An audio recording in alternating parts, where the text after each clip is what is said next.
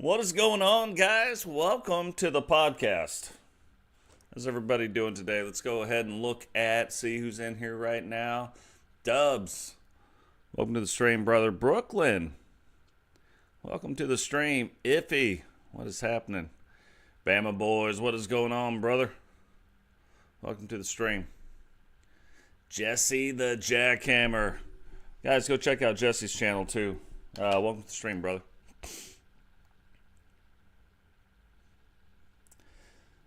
So, Solo was going to be joining us. Couldn't get a hold of him this morning.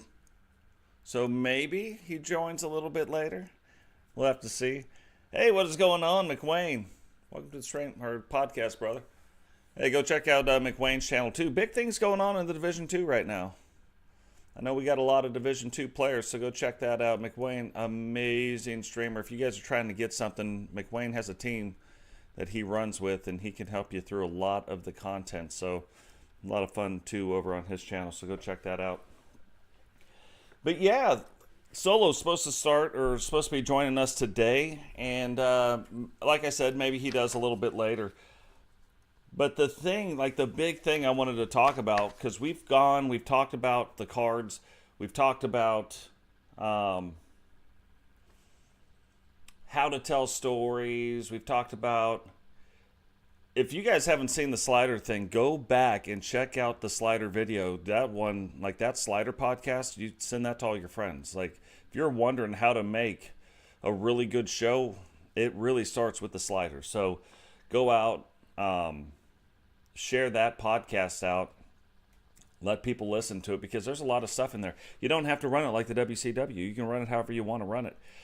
But when you're looking, you have to know that there's 4 to 5 layers of AI things out there that are directly going to affect your show, like whether it's going to be good or whether the show's going to be bad. So go out, check that out. So we've done that. We've talked about E-federations, what makes, good E-federations. We've talked about a lot of different stuff. Before we get into what we're going to talk about today, we're going to talk about now bringing that all together, and how I bring it together, and how I create a match card. I've told you guys that it's not a mistake when matches make it on the card. But it is interesting how the matches make it to the card if you're paying attention.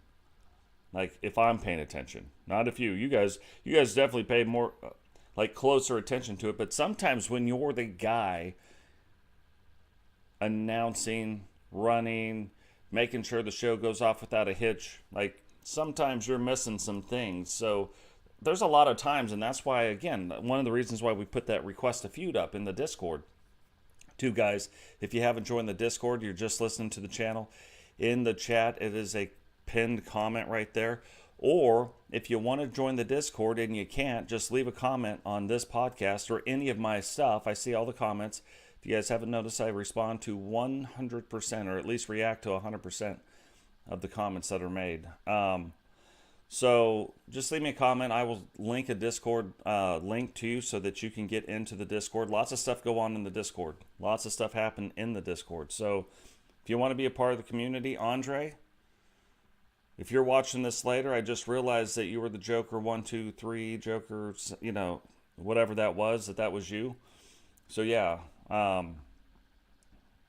You're in a lot of the stuff, so yeah, we can definitely get you in. We have no spots available right now, but maybe we have one. Let's just look.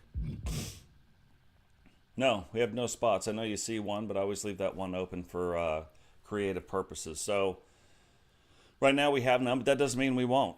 You're here all the time, so we will absolutely create a spot for you as well. And that's the thing that's going to happen. Even when you start looking at all these created wrestlers, as people kind of fall off and they're maybe not in the stream, and we have other active people in the stream that we can get in, there's going to be people leaving the WCW, people not re-signing contracts not extended to them, and maybe they come back at a later date. You never know. We've had Peyton's a good example. Peyton was off for a while and bam, he came back. So that can happen too. So we've seen some iconic WCW type wrestlers, TSW, WWE wrestlers, our universe wrestlers, fall off because there is more active people right now and activity really makes the community a lot more fun. You know what I mean? So now, before we get into breaking down, because what I'm going to do now is break down the WCW match card that we had and how it happened, why we added an extra thing. So this is kind of like a little peek behind the curtains.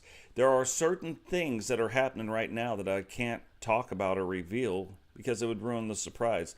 But there's other things that have already happened, and we can kind of get into that and look at that and see how that's going.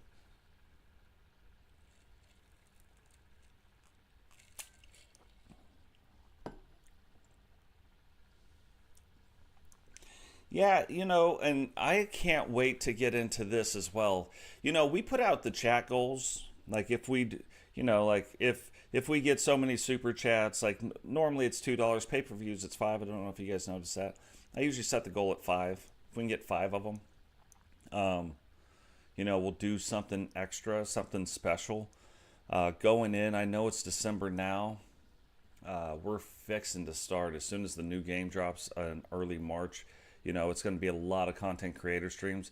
The content creator streams die down as we go on because the problem is, and I got to be careful what I show in this screen because there's a storyline coming up and a guy or a character or a something inside here that would give it away a little bit. You know what I mean? Like I want to keep it on the up and up for you guys. I want you guys to see the story as it's intended to be seen. Now, maybe we can't predict the winners and the losers. That's what we're going to talk about. But I want you guys to experience the story for the first time. Sometimes I have to reach out to one or two of you and say, hey, I need you to play this up in the Discord a little bit and add into the storyline. So, but we're going to get into that in a second. Before we start that, the one thing I really wanted to talk about and kind of look at, and it's the one thing, like if you guys are running your own e-federation, you know how I feel about this. You should be doing announcing. You should announce. Nobody's coming to watch the game. Like, yeah, it's fun to see the game, but it's hard to see the game and listen to like in-game announcers or nothing going on, or maybe you're doing dishes in the background, or maybe there's a TV show going on in the background. Like, it's hard to watch that. People typically show up to these e-federations and stay because they're different. And one of the biggest ways you can be different is announcing. So if you do that, and look, you guys do what you want to do. It's your channels. You run it how you see fit. But if you are announcing, I went back and I watched, so we're going to talk about me. I'm going to critique myself. I went back and I watched season 1. Most of the seasons you can find in the lives, but it's easier just to go onto the channel, find the playlist, find season 1. I did it. It was a flashback series because season 1 actually happened on another channel. So partway through season 2, I brought back season 1 as flashback events. Anyway, that's just so you know how it worked out. But I'm watching myself do the announcing, and there is something that is so glaringly obvious now that I wish somebody would have told me in the beginning. I'd watched other people do or try to do live events and try to do announcing, and I did the same thing everybody does. I've watched a lot of you guys do it, and some of you guys are still doing it. That's why I was like, you know what? I'm just gonna say it, because this is a thing. When you're first getting into the announcing part of it, a million different styles. And I'm not saying there's a right and a wrong way, but there is a way to immerse people more into your universe. There is a way to build your characters more in your universe.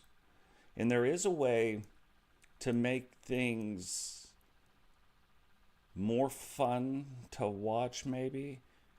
Like, the match is going to go on no matter what. And just to double check, like, just to make sure that I was like, man, maybe this is all in my head. Maybe this is a me thing. But if you watch Blaze McCoy now, and you watch Solo, and you watch me announce, we do something. The thing I'm about to talk about, we all do this thing. I watch other people. SWW too. Watch him. He does it. He does the same thing too. Like, He had to have figured it out, because if you go back and watch any of the early stuff and you start watching a wrestling match and you think this is how it goes, and I did too. Like, this is why I'm critiquing me. I'm just saying, like, put yourself in the position of doing this.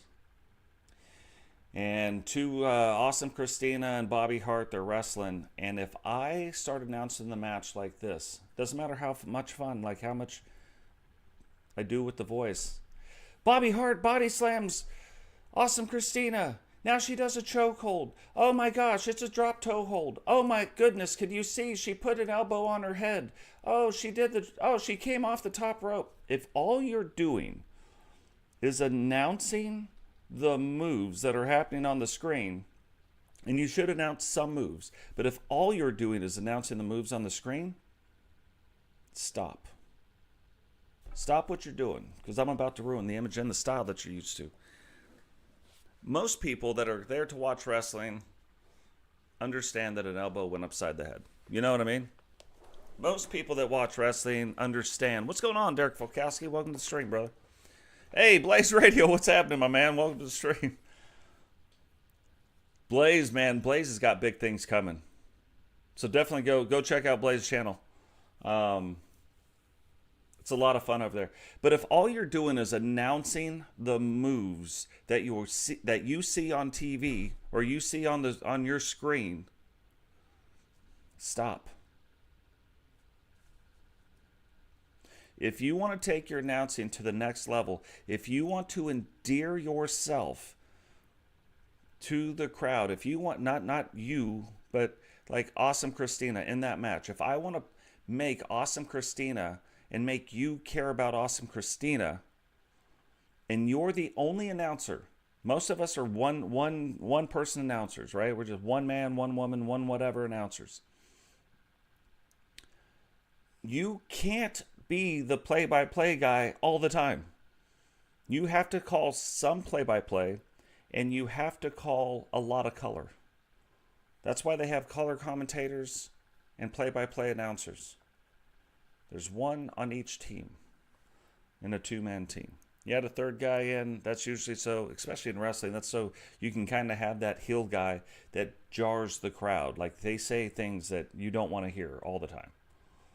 You know, just like in the ring, you have a heel and you have a face. You have the same thing on announced teams. But you have a color guy and you have a play-by-play guy. So if I was announcing, and I did it too, like go back and watch season 1. Absolutely, I called too much play-by-play. And as you move on and as you're, like, it's hard to do, especially in the beginning and the infancy of, like, your E-Federation. If you're the one doing the announcing for that, it's hard not to do that because you don't have history. But that wrestler has history of some sort. So whether you've got to make up their history or you got to do this or you got to do whatever, call more color. I mean, it really should be about 70% color, 30%, play-by-play. Now, that's not to say, like, don't say any of the moves. No, absolutely say the moves. You got to mix it in. It's what you got to weave this, right? You got to mix it in, and you got to call the stuff. You got to mix it up with the chat, if that's your style. Some aren't that style, but if your style, then you got to add about 10% chat, about 30% play-by-play, about 60% color. But, when I'm telling the story, I'm like, Bobby Hart, when we look at her last match, oh, she hit her with this. Oh, and so, when she did this move, the first time we saw her do this move was back when blah, blah, blah, blah, blah. It's not bad to take notes. I got notebooks full of notes, so I just see a lot of us, all of us did it. I don't care who you are. Like, nobody got on here and was like, oh my God, you're a great announcer. My announcing voice actually comes from a radio promo voice I used to do all the time. So me and Blaze kind of talked about that a little bit as well. But yeah, Blaze and Rowdy, you say their name and they're gonna pop up on you. It's absolutely crazy. But yeah, and then that's what adds into your storytelling. That's what helps the arcs of your storylines. And that's the thing now. We're going to talk about putting together a match card. That's what this is all about. So we're going to talk about, I'm going to break down what we did in the WCW pay-per-view event. Now, do you guys have, before we move on, but do you guys have any questions about announcing, about doing the stuff? What's going on, Matt Storm? Welcome to stream, brother. Witcher, sister, welcome to the podcast. Do you guys have any questions about that? Any questions about the announcing? Any questions about how you use your announcers to tell some of the stories? Like, don't get me wrong, we could have a whole podcast just about that. Like, we could break down just announcing. I was so bad in the beginning. Oh my God, it was so bad. It's cringeworthy. They're private videos on my channel. Like, I didn't delete them because sometimes I go back and I look at them and I'm like, oh, that's bad. But it makes me want to be better. Blaze talked about this a couple shows ago, where Blaze does it too. I thought I might have been the only one that does this, but I go back and I watch each one of my episodes at least 2 times. Sometimes it's not even before I can do the next show, because my shows get a little bit dependent, especially this time of year, on where my wife's at. So right now my wife and my daughter are out doing whatever. This kind of a show I can do because we're not loud. You know, this isn't the announcer, the totes announcing voice going on, the old Frankie Two Fingers. You know what I mean? That'd be my pirate name, by the way, Frankie Two Fingers. It'd be my gangster name. It'd be my everybody would fear Frankie Two Fingers on the high seas. If they didn't, they should. If I was in the mafia, it'd be Frankie Two Fingers. Everybody would fear that. They're like, oh man, you don't want to see Frankie Two Fingers. That'd be the last thing you see. Okay, so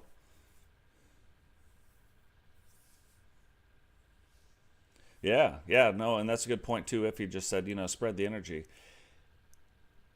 There is a difference, and I'm going to show you. I've done it a couple times, but there is a difference between me saying, oh, Bobby Hart went down and she smashed this awesome Christina, and she went down for the pin. 1, 2. Oh, and she kicks out in 2. It's pandemonium up in here. Rather than this. And Bobby Hart comes off the top rope. You know what I mean? My body gets into it. Blaze said, he's like, oh my God, I see Totes' hands moving. You know, things are getting serious. You know?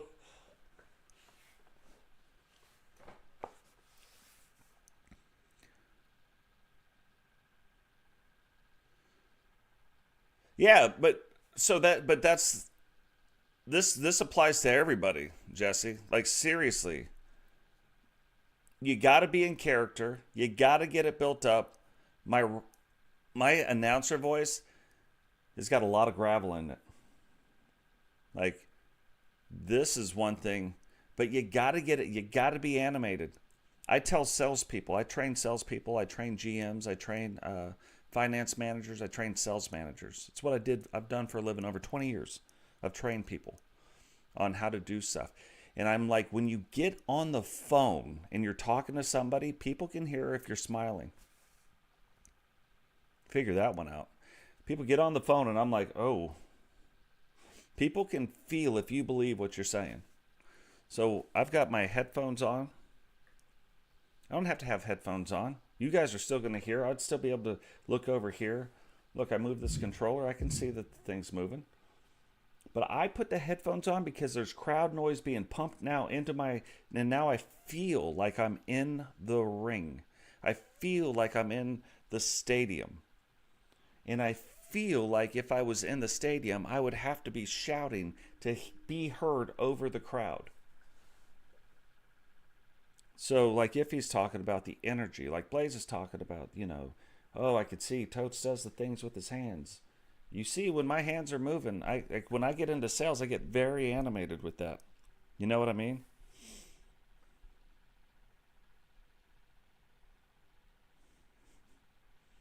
Oh, Tone Malone.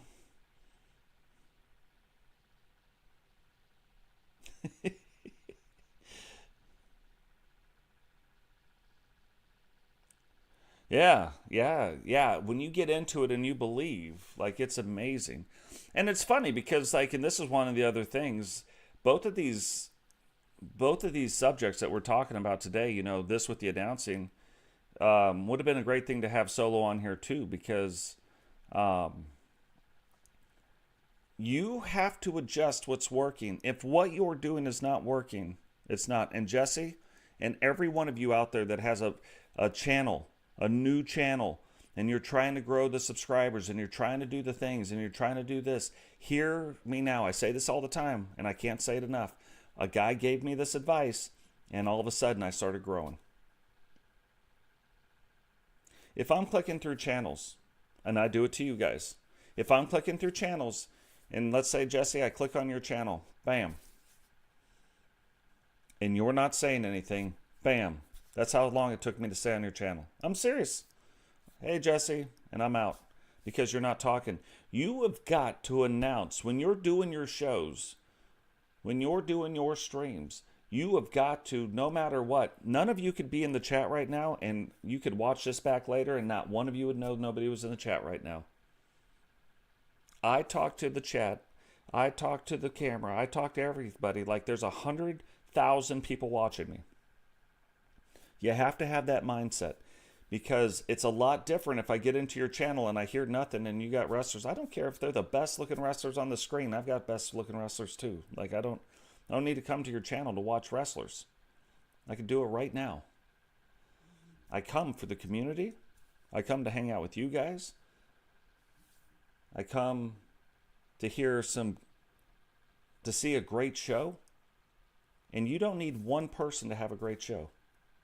You can have a great show all by yourself. And then that content that you created will stand the test of time. People later will see it, and then they'll click on it later and be like, oh, whoa, hey, what is going on here? I gotta watch this, even though it's not live, and they're watching it back later. You can't click on any one of my videos, whether I'm playing a shooter game and not hear me talking. Once I got that advice, I deleted all my other content, and now I get in. If I'm playing the Division 2, there could be nobody in the chat, and I'll be talking to the chat like I'm teaching somebody something. And you'll even hear me. I'll be like, yeah, hey, no, that's a great point. So, and I'll start talking about, nobody said anything. There's a point I was going to make anyway. It's a point I wanted to make.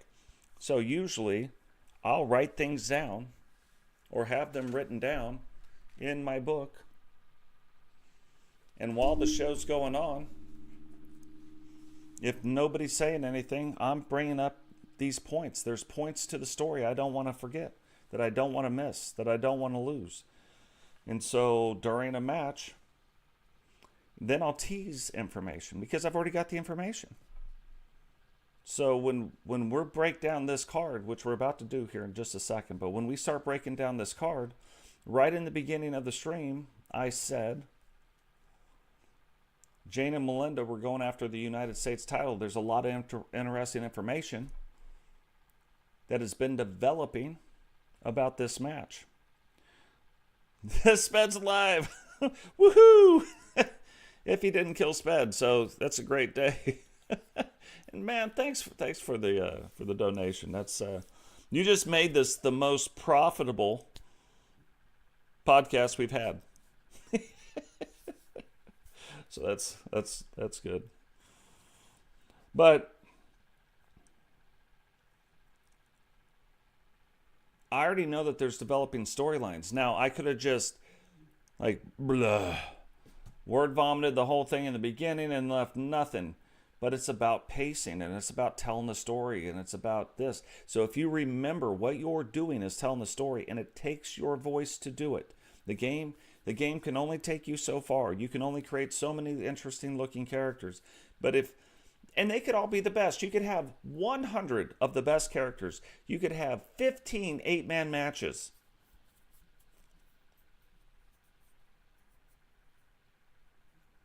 Wouldn't matter.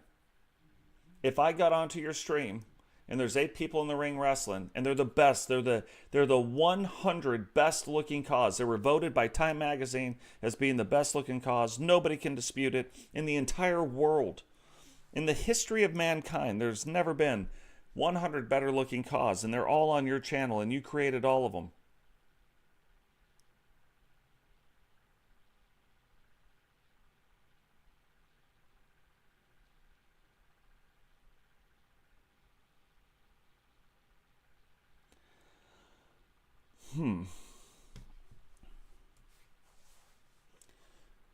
But you could go on there and do all that stuff and start your show and then not say anything because you don't believe anybody is there.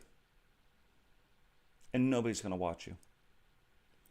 They're going to do what I do. I click on there, you're not saying anything. I say hi, you don't notice, I leave. I'm telling you, it takes me about 15 seconds of hearing absolutely nothing to leave.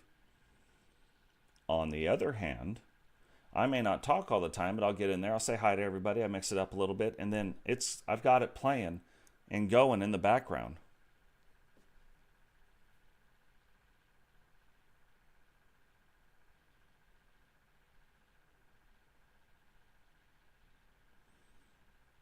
Yeah, you don't, and here's the thing, and I know Blaze will tell you the same thing. To announce and to do everything, you don't need the best stuff. You don't have to have the best thing. You can buy a camera for $80. Like, that's the most I spend on anything. Now, if you're streaming through the PlayStation, I bought the PlayStation camera. But the most that I spend on something, the microphone I'm talking into right now, anybody have a guess how much that cost? And I do this. Like, this is what I do now. I do a lot of this stuff. We have over 10 shows a month. $47. That's $47 microphone right there. Way better than the other microphone I have. I think it's actually pretty clear. So, don't get me wrong. Until you start making money doing it, I wouldn't invest a whole bunch of money. That's not the most expensive thing. My PC costs a ridiculous amount of money. But you don't have to spend a bunch of money. Get a microphone, get a camera if you want to be on.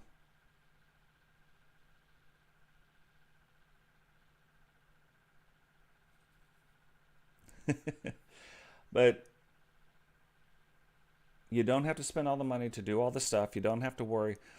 Jesse's one of the people that somehow he's got a camera that points to his TV, and that's how he does it. And again, if you're truly announcing, like if you're in there and you're breaking it down, you don't have to be the professional announcer. That's not what I mean. But if you're really breaking down the story, because again, the game can only do so much. If you're really breaking down the story of these characters and what they're doing and how they're doing it and what's happening, amazing. I'm going to sit in there and I'm going to watch it. If you've got the game announcer going, then you're trying to announce over the game. I'm not watching it. Turn it off. Turn off the game announcer. They're annoying anyway. I have never listened to the game announcer more than 2 minutes.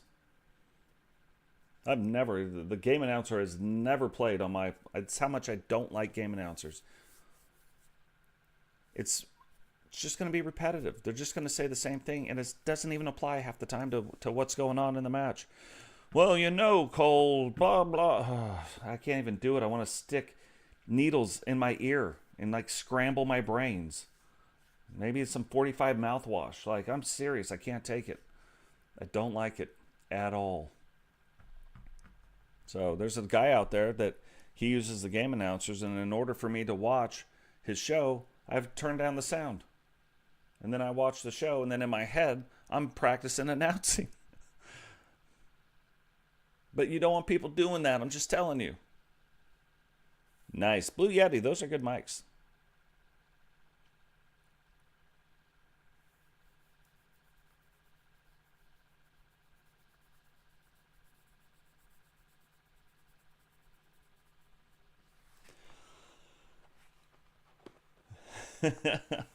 Yeah.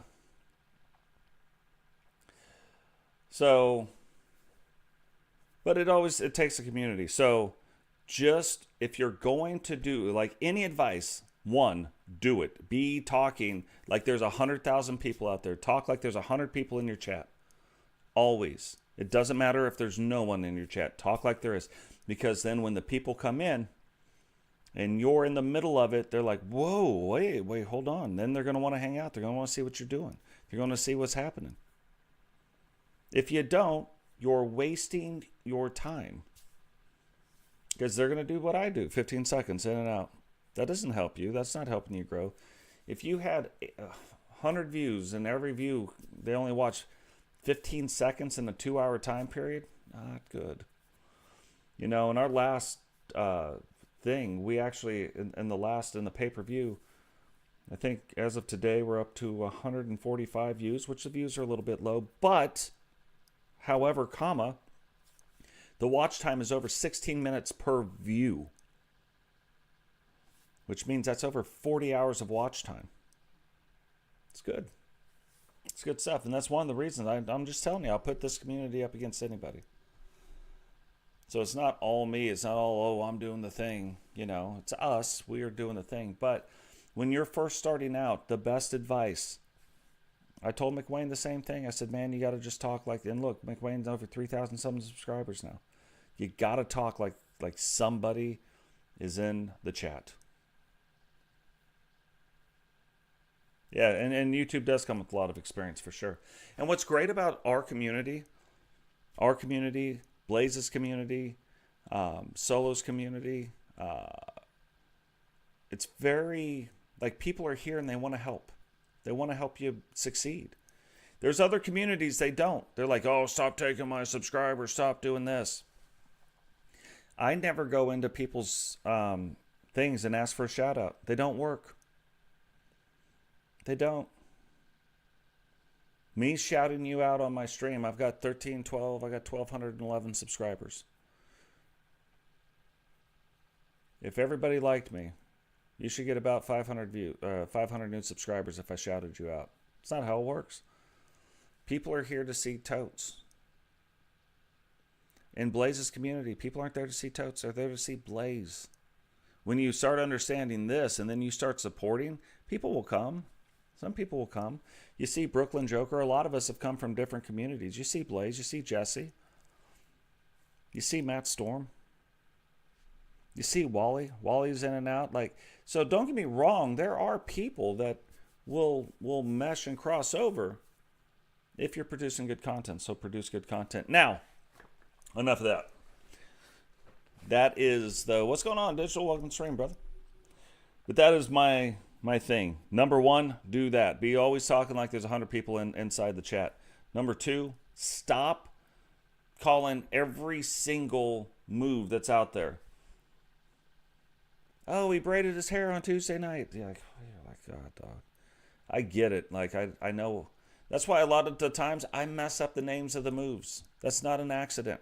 I've been watching wrestling my entire life. You could come up, back in the day where you could create a wrestling move, you could have come up and created a wrestling move from 5 or 6 different moves, and I could have called all the moves in the right order. Just by the little piece of the move. I know wrestling moves. I mess up the flippity-doo-dah. The old flippity-dippity, the top of the noggin to you. Like, that's all on purpose. The rockopotamus, the extraction. I know what the name of the wrestling moves are. I'm just not, I don't call all of them. If you were there to hear all the wrestling moves, you wouldn't be here. You turn on the game announcers. You know what I mean? So those are the two big things. You want to take your channel, your show to the next level. That's a good place to start. And I wish I would have known that. And you can go back and watch me do it. I did it. That's what I'm saying. Look at me. Go back to season 1, turn it on, and listen to the difference. And then go back and watch what we just did last night. You know, it's a complete difference. Now, speaking of what we did last night, we had the WCW pay-per-view Revenge. And we've talked again about how to do storylines. And you should, you know, if you're in a channel where, and we got a channel on our Discord where there are people that get in there and they enjoy it and they tell the story and they play off other stories and you have to acknowledge other people's stories. So we've talked about that. It's really big, like in the Solo universe where the comment section actually drives his storylines. We've talked about the timeline of the storylines.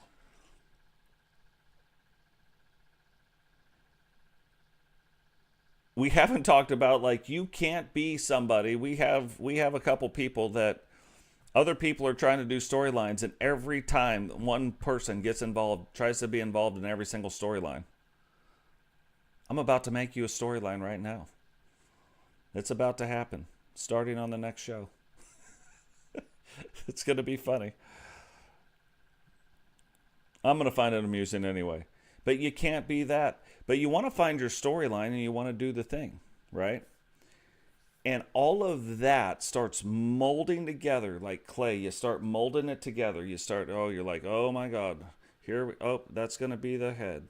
Oh, nope, that's going to be the foot. The way we did that's going to have to be the foot. It's always changing because, again, cannot control who wins or loses. I can control the style of the matches to an extent. It doesn't always work. Like in one show, sometimes we see a squash match here and there, but in one show we saw two back to back, and I've got to be honest, I started getting freaked out because I'm like, oh my God, here we go. It's going to be a 10-minute show. As long as it takes for somebody to walk down to the rings, as long as that match is going to be. Thank God it didn't go that way. So I go and I start putting together. Yeah, that is true. Hey, welcome to the stream, brother.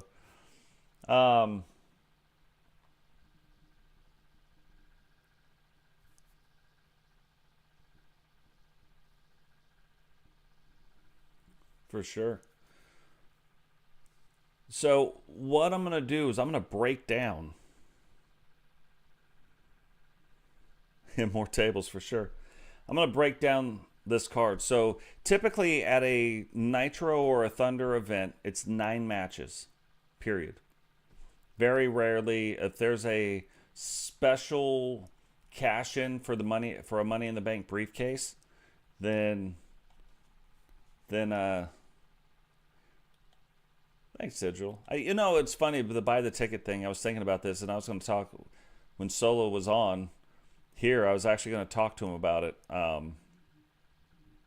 Very interesting.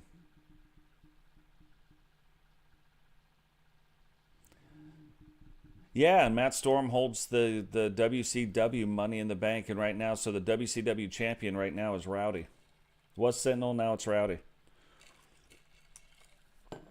That'll be a great match. But looking at all the buildup, we had all these different storylines. And this first match was a WCW Cruiserweight match where we had JP face off against Dragunov. And let me tell you how we get there. Dragunov, back on Nitro, I believe, ends up winning the Cruiserweight title belt and wins it from Zach Hamilton. What's crazy about this, if we go in right now, let's go into our universe so we see the real stats, because there's a lot of things going on.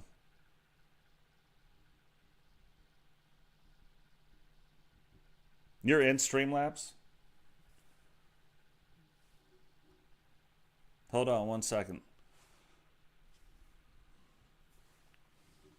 If you're in Streamlabs, let me see. Let me see if it worked.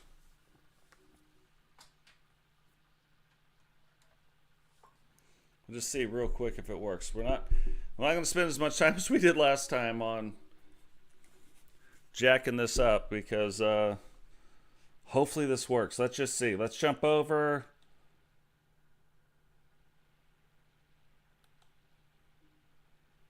I'm on here.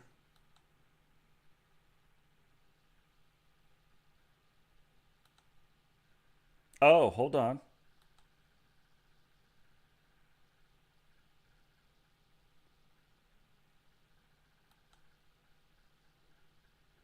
That is crazy. That's not even on the right side. But here's the thing. Can you guys hear him?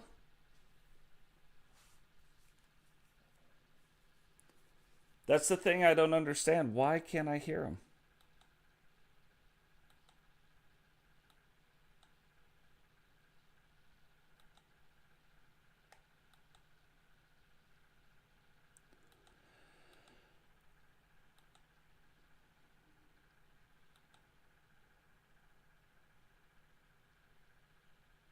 Mind-boggling. Can't hear you.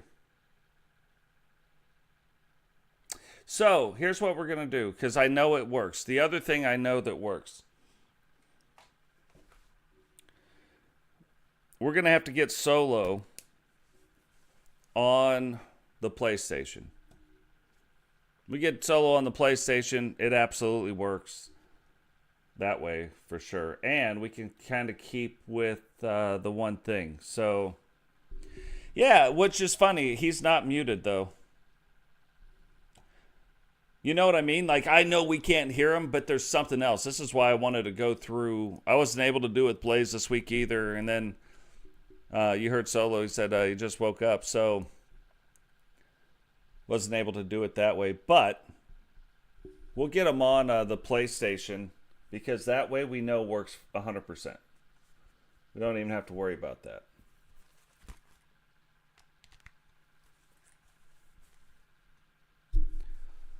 And then we'll get him in and do it that way, just to be safe. But anyway, you go back and you look at Dragunov. So we come over here, Dragunov.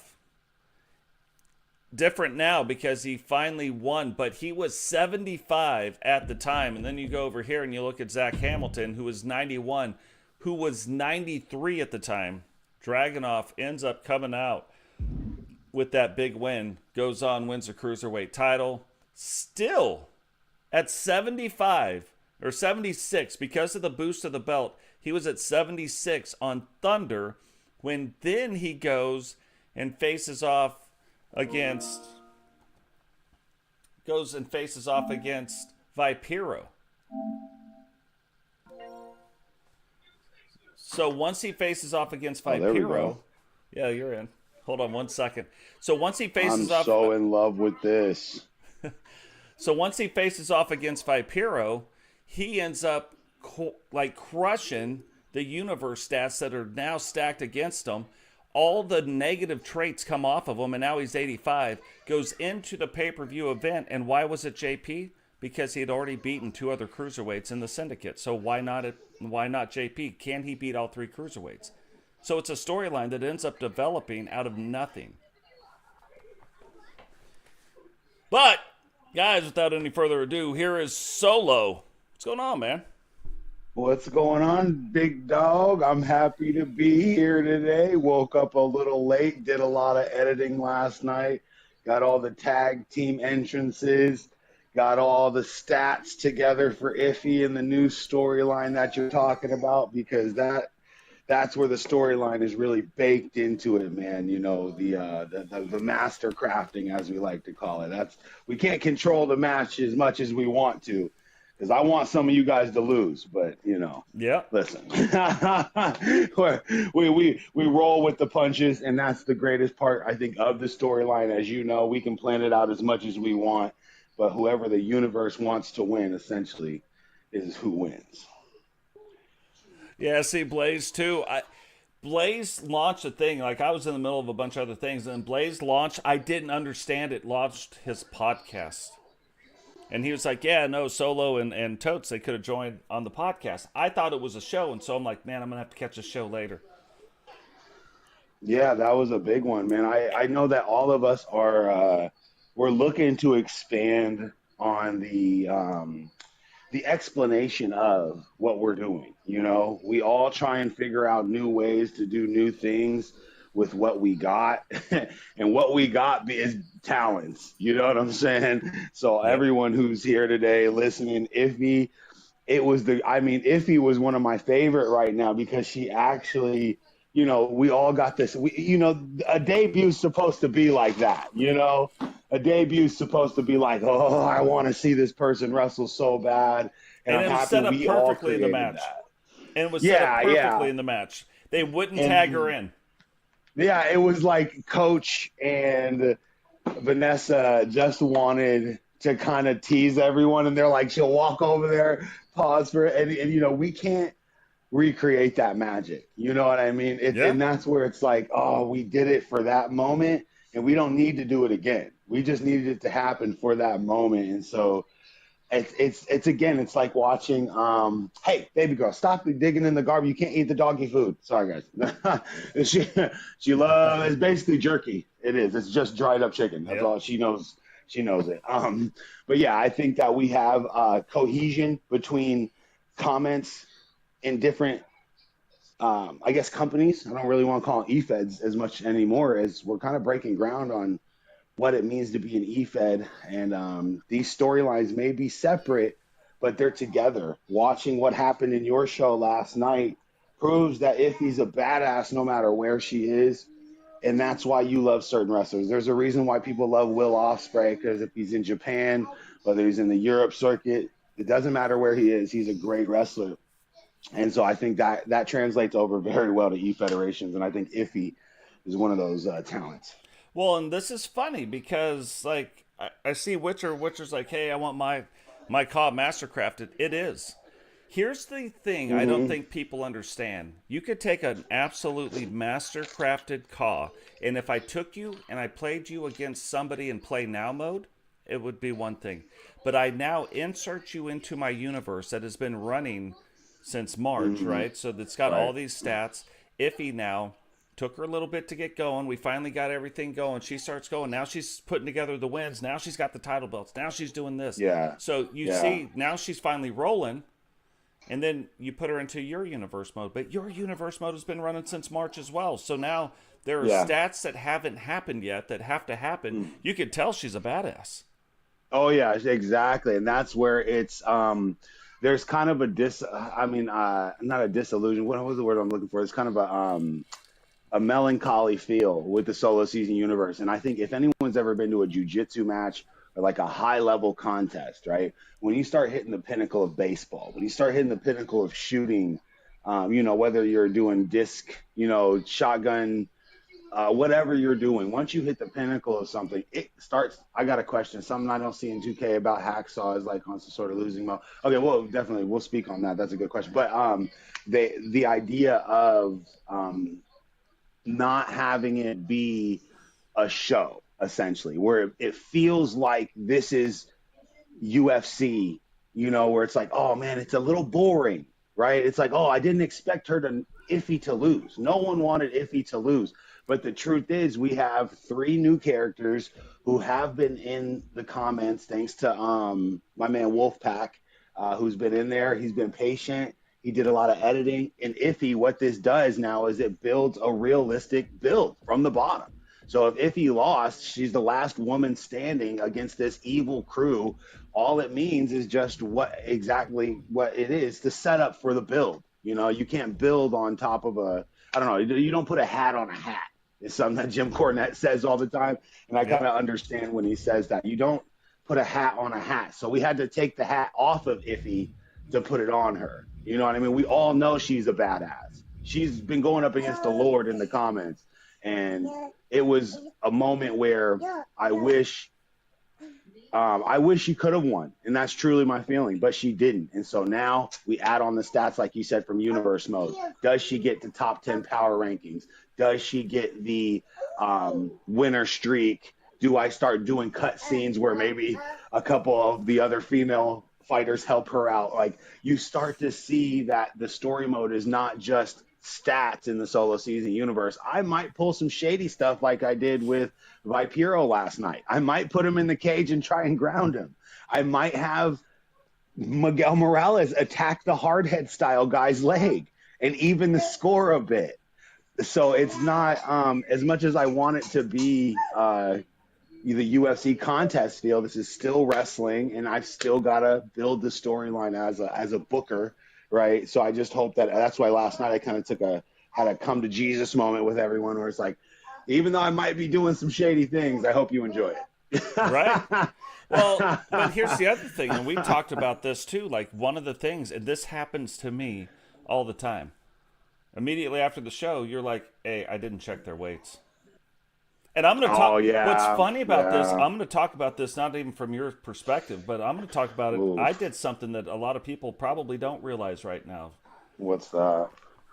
And it has to do with people's weight classes. I went and I started looking at Yeah, everybody's weight classes, and I talk yeah, about it a that little ruined bit. it. Yeah. I'm like, we've got 13 cruiserweights. I've got 13 super heavyweights. Like, what universe has 13 super heavyweights? We've got a bunch of big shows and Andre the Giant's walking around. But they don't look It's like it. You look at the guy, and you well, would you know never what have they're, known. yeah. And so I was like, so I fixed that. Now we have, And you know that I think that's a side, not to cut in, but that's I think that's a side effect of master crafting. I think once people realize that, hey, you can get over. You know, essentially, like if I max out my character's weight but make them look like they're 120, the 120 guys who are master crafted for realism can't lift me up. Like at least that's how I feel. Sometimes yeah. people want a bit of an edge. That's why they make their characters that heavy. But please continue, yeah, because I feel like that's where it comes from. Is they're just like, let me max out the weight so I'll be bigger and badder. So King Sam asked the question, hey, what happened? I'm going to show you what happened. I'm going to show you what's wrong with your character in every other universe mode. I fixed it in ours, but Yeah. it's like right now you're on that losing streak, which actually is really cool. It's gonna. I I'm love so a good losing streak. I Man. am so excited about this because it is set up, and King Sam really set it up. So don't say anything too much about it, King Sam. But he set up this amazing storyline that's going to start on Thunder this week. It would have started on Nitro. I wanted to start on Nitro, but I've got to do something else now on You Nitro. gotta switch up the booking. Yeah. Gotta switch up the booking. And so now it's Card gonna- is subject to change. Now, if you look at the hit point ratio, we talked about this on the last one as being one of those levels. Whoever did your character, put your head points at 2. This is how it looked when I got it. 2,200 That's to the crazy. head, 600, 600, 600 to the body, arm, and legs. So people who have any kind of body damage, anybody who body slams you 3 times can beat you. Oh yeah, basically. Like, it makes Because no 600 sense. points, yeah. 600 hit points, guys, essentially is one finisher. That's Yeah. the way I look at it. If I do a because I trained with Totes McGoats. I trained with Totes McGoats. Jesus Christ! Like it's like we really did it in the gym. Yeah. But what I have is Jay Savage's old character is the man from it's the Afro Samurai with my ankle lock, and so I figured I'd use an ankle lock against Totes to kind of see what the limit is on someone with low leg strength. You know what I mean? What is Yep. it? And I'm convinced that if you have 600, if you completely tank your body stat, you have one finisher. That is it. If someone hits you with a power bomb and that's their finisher, you're done. You're not kicking out of it. If you have a max head, right? Because right now I experimented with yours, but your guy already came pre-ready for me, so that was also nice. Yeah. So I can take your mind and mix it with mine, but it didn't have to be like that because I see what King Sam's talking about there. He's 6, yeah, like maybe 6 or 7 finishers. Like he would be the guy to beat Jakai. You know what I'm saying? He would be the guy to be like, Yeah, now you put Sam Hacksaw up against the man of 1,000 cutters. You know what I mean? Like, yeah. he could- no sells everyone. Yeah. That'd be hilarious. But you could even just do maybe 3 body slams. Not even a finisher, Yeah. just 3 body slams, or 3 Right, just yeah, well. some kind of hard shots to the body. And now, technically, I could pin you. Yeah. Because I'm watching one of his matches, and I'm like, the first 3 matches, I was like, there's no way he should have lost. Like, not at that point in the match. Like, that Right, went way right. different. And so I dug into all these different things. I fixed all the stuff, and I didn't look at the hit point ratio because you look at it, it's like 4,000. Yeah. And Then, yeah, every single time it always reads out 4,000, but that's because it forces you to have that 4,000 mark for the character. And that you know, when we talk about people that run E-Feds, man, and we have a standard for what we do, because I didn't do it. King Sam's like, I didn't do it. Oh, I know. King Sam paid a guy to do his caw. And I'm telling you, man. the one thing that he got out of it, next year, don't pay anybody to do your COD. Now, if you want to pay him to do a face scan, pay him to do the Yeah, face that's scan different. because Yeah. that was amazing. Do the face scan and then give it to me and I'll do it for free. Don't do that. Yeah. Yeah, 90% of the time, if you're getting put inside of an E-Federation, unless they're like some strict hardcore, like, this is character versus like your character versus someone else's character, and then like re-upload your new character every day or something. Someone in the ether is going to touch your character and like essentially craft it to make it fit. And again, Dubs has been called the master crafting king. Of course, I don't think his outfits are the greatest every time. Fix your boots. All right, Dubs, fix your damn boots. You can't just put the Japanese rising sun over a pair of boots randomly. You got to put it over as if the leather pieces were put together on the boot. You can't just slap an image over something and call it. But you know what I mean? Done. No, you got to get in there. Master crafting outfits is one thing. Master crafting sliders is one thing. I think you've got a great ability for master crafting belts. That new hardcore title. Wow. Not the SS one, but the one where you put the solo C's in and you got the Toast Goats on the side. It hasn't been revealed yet. I have not revealed that one yet because I want to make that specific one a legend. Like that one will stick. And so I just want to let you know you have mastercraft ability with titles.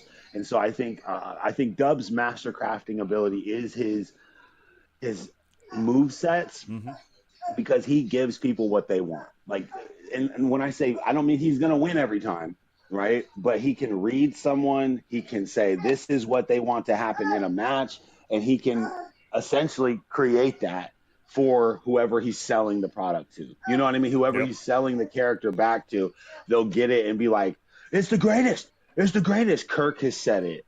Anyone who's ever really been touched by that's wrong to say, but anyone who's ever been touched by Dubs has never came back disappointed. So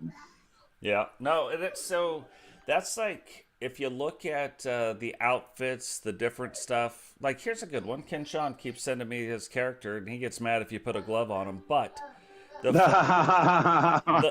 funny thing about it is, if you look at, since he's up on the screen right now, if you look at his scars, they always come in red, and I'm like, who's got red scars? Like you don't see it. So what I do, is I leave the scars exactly how he wants them, but then I take the color off of them. Yep. And then you can raise it a little bit. Yeah, raise it. And now that looks like, you're like, oh.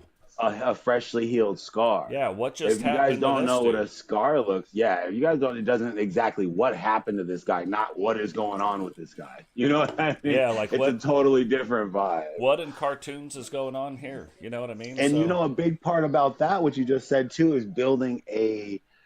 This is why we tell you guys, or I don't tell you guys, I can't tell anybody anything, but I suggest that people buy a ticket. Because we take the production level. When we talk about Blaze's production, when we talk about my production, your production, we all have a standard.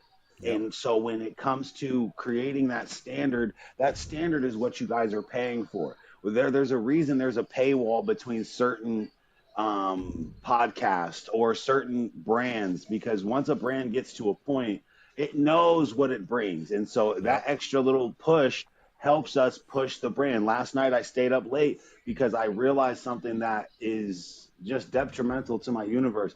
Watching people's entrance. Ooh, you okay, big girl? You know, watching Vipeiro's entrance, watching Miguel's entrance, and watching all that stuff. I know, baby. I got to get it out. Stop it. Yeah.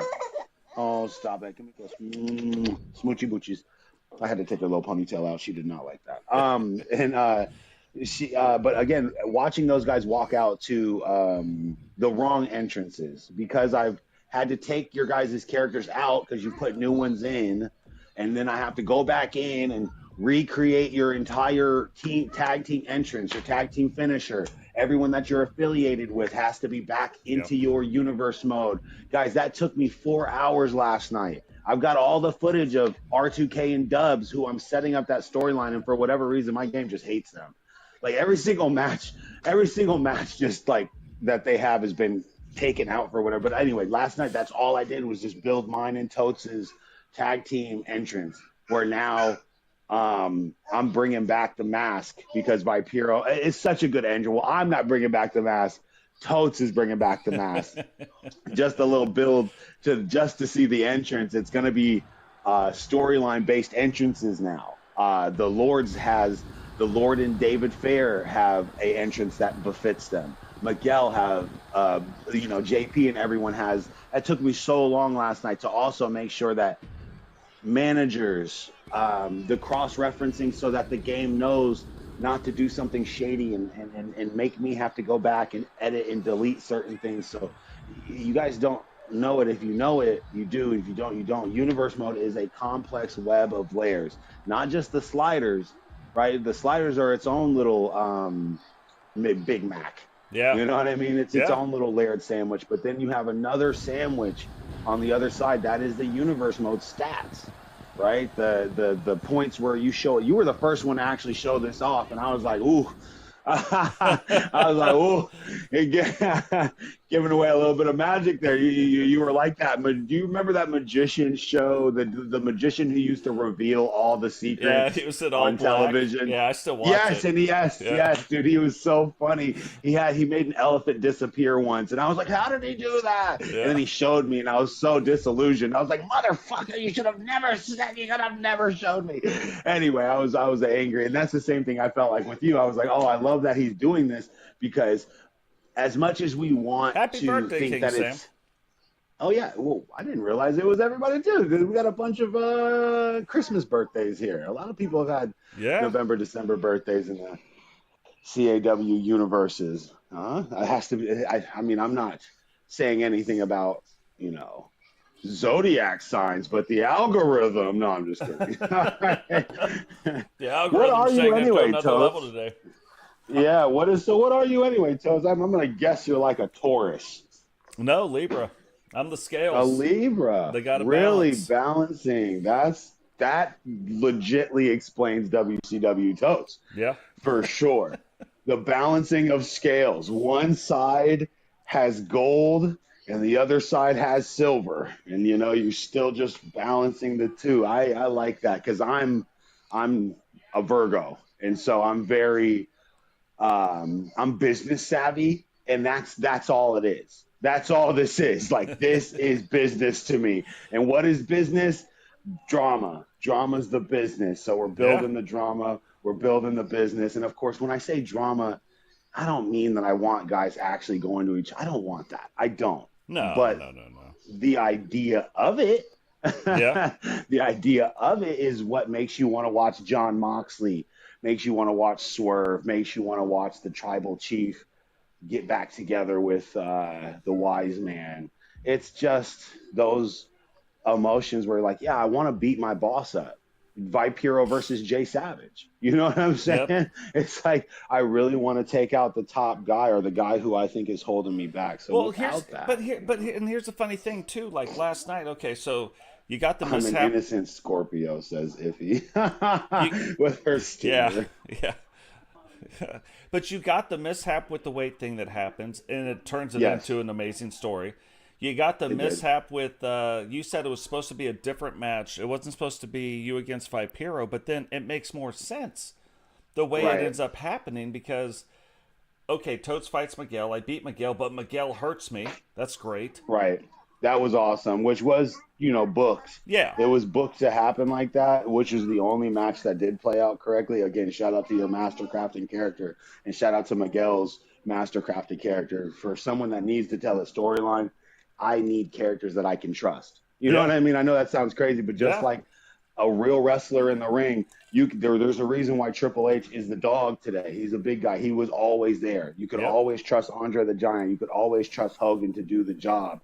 So it just, again, it's a different feeling, because it's like putting you in the ring, and I literally just have to let go, right? And I can trust that your guys' characters can do that for me. So anyway, yes, continue, because that was a twisted storyline between it all. But then it's amazing, because you've got me and you we're already doing the tag team stuff. Like you said, we got David Fair, the Lord, they're doing the tag team stuff, and the Ripper, like they're doing the stuff that's over there, and it's like the light and the dark side. But then even when these mistakes happen, and whether they're happy mistakes, because it happens with me a lot too, like, you got to take it and twist it into something and make it into something different. I'm not kidding you, I've got stories that are still going, because how they started was an accident. Right. Here's one. Okay. Let's talk about the next match real quick on this revenge card. Right. So, Brooklyn Joker talking about Leo gang. Uh-oh. Lions in the house. but you got the next match. We got the WCW Women's Hardcore title, Lexi Hart, which was a mistake. Sarah, Monica Monroe, who's the current champion at the time, and then Vanessa. And really, in this match, I think that either Sarah or Monica are going to end up coming out on top. It's just because of how things have been going. Lexi wasn't even supposed to be in this match, didn't even realize she was in the match. She comes out first and ends up winning the title. Oh, yeah. Good old universe mode. I'm like, what? Huh? Yeah. If anything, she was going to be there for cannon fodder. But 2 matches later, she's in there again for the Women's World Tag. So only the 3rd time ever in WCW, and it's only happened on the women's side, where now we've got one wrestler wrestling 2 times in one night. Yeah, and that's a big, for people like me and you who love to do the realism, to love to like give people the, like I said, the illusion of IRL, right? Yeah. That's the whole thing. It's and that's why I think we gain a lot of our respect is people start realizing, dude, this guy is it's the reason why you go to a specific donut shop, right? You could go to Krispy Kreme donuts, but you go to the mom and pop store because you know them, you know the effort it takes them, you know their struggle, you know they wake up at 6 a.m, 4 a.m, whatever it takes. And guess what? They got the one spinach roll that I need, that I eat. And I couldn't get that at Krispy Kreme donut. I couldn't get it anywhere because they are master crafting their product for their customer, for their consumer. And so I take pride in that. And just, off quickly, there's a teriyaki place that just closed down that I was the only person that would go to. You hear me? I was the only one going into this place every lunchtime, and he unfortunately just recently closed down because you can't survive only off one. But I would bring my friends, and I'd try and basically essentially share the video and make it happen that way. It's just one of those things, guys. When you see totes, when I say buy a ticket, when I say support and things like that, I don't mean it because we're money hungry monsters. I mean that because we have a product here that I think can change the world. Like self-reflection wrestling is essentially what I like to call this, right? You cannot look yourself in the mirror sometimes. So you kind of got to put on a mask, right? When you go to work, you put on a mask. When your wife, your husband, when your kids are looking at you and you can't be sad, you put on that mask. And so this is training to put on that mask. When you get beat up by Iffy in the future, can you be like, oh man, you know what? In real life, this is what I would do. So let me see if I could imitate this in the game. And then walk. You don't think that Kirk has changed his entire living room decor, his kitchen decor, because of what happened with the Lord? This man can't look at a cabinet knob anymore and not think about what happened to the universe. We've got t-shirts now. You don't think David Fair made a t-shirt of his family for no reason, do you? No, he put his kid on a t-shirt to counteract the t-shirt that was made by the Lord. He did something in his real life to counterbalance what was happening here. And I think it's vice versa. I think he's a stronger man for it. I think that Brooklyn Joker's a stronger man for it, for getting picked on and having to kind of come out the end of that with some fire. Or maybe just, Digital Dogs, I think, is really, truly my biggest build right now. We've been talking about him for probably the past 3 months, right? It was the whole Witcher situation. And as a man, he called it how he see it. He's like, no, do not force me into that storyline. That is not the way me and the Witcher connect. That is not what this is. And that's just, a decent human being attitude. You know what I'm saying? That's good. That's just good attitude. Here's what's crazy, and I'll tell this story because all the people involved, and I don't know if anybody's ever put all the pieces together, but back in some of the early WCW stuff, as a matter of fact, I think it was early in this season is when this happened. JP starts kind of talking trash to Digital in the chat during a match, and they're on the same side, right? So they start talking a little bit of trash, but Digital, not used to that at all, he just kind of is like, what? Like I'm just What here a to loser, I'm right? just here to have fun. Like this guy takes it too serious. And I had to tell Digital, I was like, no, JP's very good at doing this. He's just playing a character. Mm-hmm. So Mm-hmm. just go. Don't take it personal. Banter back and forth. So he starts doing that. Yep. They start having a little bit of fun, and then when he gets in now to the solo universe, that's what happens. So now he knows Yeah. what to expect. Right. When you don't And know that's what to expect, so good. Yeah. that's when it starts going. And now he's perfect for doing it. I remember. I'll tell you. Yeah. I'll tell you this story. If he was like, "Hey, I'm thinking about going into."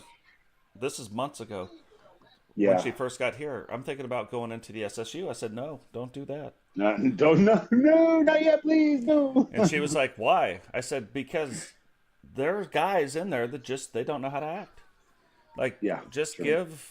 I said, me and Solo were in the middle of doing some stuff in there, and the Lord and Axe and I said, Yeah, we're all working on it. Jakai. I said, just give us a little bit of time. And so now, probably And we're what a there, month. and oh my God, dude! I'm sorry. Yes, continue because I'm about to go off track. Yeah, But sorry. yeah, but probably about a month ago, when you started saying, I can't believe all the guys now are kind of staying on track. They're building storylines and they're building off themselves Yeah, and they're acting yeah. like, you know, Like a woman might slap them for what they're saying. Thank you, right. Iffy. Thank Yep. you for being strong enough and having the attitude. And thank you to you. I was gonna go off on this whole like stroke your ego thing because without you, I would have never attempted it.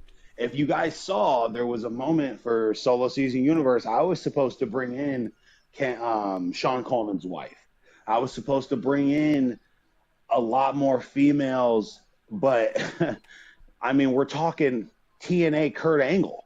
You know what I'm saying? Like Yeah. when Kurt Angle was all perked up and he's trying to go after Booker T's wife. Or Yep. no, I think that was on SmackDown, actually. I think that was SmackDown. I can't remember, but it was weird, bro. Yeah. It was weird. He was sniffing her, Yep. and it just didn't Whoa, Joe give the Biden? vibe. Did you say Joe Biden?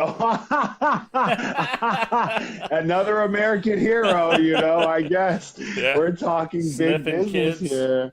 Sniffing that damn child, man. He couldn't, and again, let's talk deeper. The Hunter Biden laptop, how it was covered up, how news is covered in the E Federation universe is a big deal. And people think because it's fake, they say, oh, it's fake. They think it's fake. That what happens is the drama's real. Yeah. You know what I'm saying? So when it comes down to the word being spread about what happened, it was perfect because the JD1 fur thing leaked into the temple thing Yep. that leaked into to the REW thing. And I have my own opinions on things. I'm not trying to go negative on this podcast, but you guys have to understand that is the exact correlation between real life and what we do. People misrepresented what happened with the Joe Biden laptop and him sniffing kids and Yep. he's not senile. He's not walking off into the wilderness for because he's got dementia. No. I laugh, but he's I'm walking so off. sad for that guy. It is. He got propped up by his wife. Could you imagine your 85-year-old grandfather who can't, you'd be too afraid to let him near the pool because he might walk in? Mm-hmm. Like, you guys, that's the man running the country. You guys have to understand we also have people like that in our universe. We have moments where it's like, oh, Jesus, man. Stay on track, says Iffy. This is on track, Iffy. This is on track because there's a strong woman behind Biden, and that strong woman is Jill. She's the one that's running the country, right? So strong women can change the whole vibe again and keep things going. Iffy changed my entire thing, and leading into it, circling this is I'm pretty good at weaving the story. So the idea of this, the Joe Biden thing, and the misinformation between JD1 Fur, Temple, and how people talked about the Lord and how people don't quite get what's going on, how JP's playing a role and kind of getting people in on it. And I mean, like, I don't know if you guys used to do sack taps with your buddies and hit each other in the nuts and think it was funny like prank call your friends and, just do things that are not probably the best thing to do to your friends, but it's what we do. It's like we just tease each other and have a good time. And I think steel sharpens steel. Yep. And when it comes to our steel in America, like I know to wrap it all back around, we're done with it. We're done being lied to. we've run up against enough steel to now be sharpened, and the Democrat steel is dull. It's rusted and it has been mistreated. And on the other side, you've got the conservative sword that is sharpened now, that has been treated correctly. And that's the conversations in the comment section. Are you in the podcast? Are you mastercrafting your character? Are you sharing out the video? Are you buying a ticket? All that stuff equals up to our product. It's not just like something that WCW Totes just wakes up and does with no commentary or nothing. It's just like a cookie cutter product. Yep. It's something that comes from everyone in the comments. It comes from the support that you guys show. He's still today. I don't care. There's people that do numbers, that million view shows that have not got a donation the size of WCW Totes. You got to understand where we're at with this now. You can't just sit back and say, hey, I'm just watching something that a friend's doing. You're on the cutting edge, guys. Yeah. Iffy, Brooklyn Joker, all the Wolfpack, Jakai, everyone who's getting involved. This is the cutting edge of what entertainment will be. Yep. Yeah, and this is when I really started pointing it out. Like, me and Solo were talking about this, but I really started, like, pointing it out. I'm like, there are people now in the chat, Digital Dogs, for example. He's in the chat, Iffy, Dubs, they're all, but they don't care about just their wrestler. If you look at other E-Federations and then you look at the things that go on, they care about their wrestler. They're only there to see their wrestler wrestle. Oh, it happened. Yeah. Oh, they're mad that they lost. They're happy they won, and they're gone. Yeah. There are people that were in Digital's, like his a great example. I've got 13 people. That's 26 plus a 3, so 6 more, so 26. So there was 32 wrestlers that wrestled in that pay-per-view. Oh, damn. And Digital wasn't one of them. And Digital was in the entire show, stayed for the whole thing, was very interactive with, like, oh my gosh, I can't believe that's happened, or this is going on, or hey, do you remember when this character did this thing? Because he's invested in a lot of the characters, the job owners. Yeah, heck yeah. So, like, and it's the same in the solo season universe. Like, in the beginning, most people, I'm only in there to see myself because I don't know what's going on. And then all of a sudden I stay in, I watch 2 or 3 shows. I start learning what's going on. I learn what is happening and how it happens. Yeah. And now, because I've watched a few shows and now I've listened to a few things that Solo has said. Probably got burned a little bit. Yeah. But now I'm sorry to all my rookies that I do that too. I'm sorry, guys.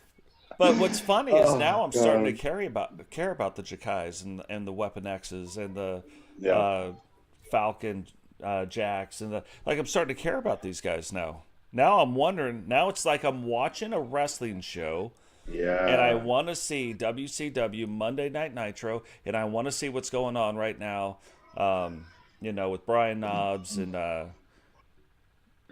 Oh my God, Buff Bagwell, man. I've just been waiting for Buff to come out. That was one of my favorite things, man, for WCW. That's all I wanted to see was Buff Bagwell and his stupid mom, and whatever drama could come out of that was really, for me, the cringe factor of WCW is what made it real. And for me anyway, as a kid, I'm just like, he got his mom there, like, my mom was a bit of, she's a hot girl to say the least, you know what I'm saying? So I could relate, where my mom is young and still taking bikini pictures and I'm like, Mom, no, Mom. And so it's awesome to have, again, in real life and fantasy, be bridged essentially by virtual reality and people using this moment to enjoy life. Like, that's all it is. That's all we ask. I don't come here and be like, oh, I'm gonna set somebody up today because I'm a psychopath. I gotta stop cussing, because I'm a psychopath. Like, I'm not waking up thinking, well, how am I gonna do Iffy dirty today?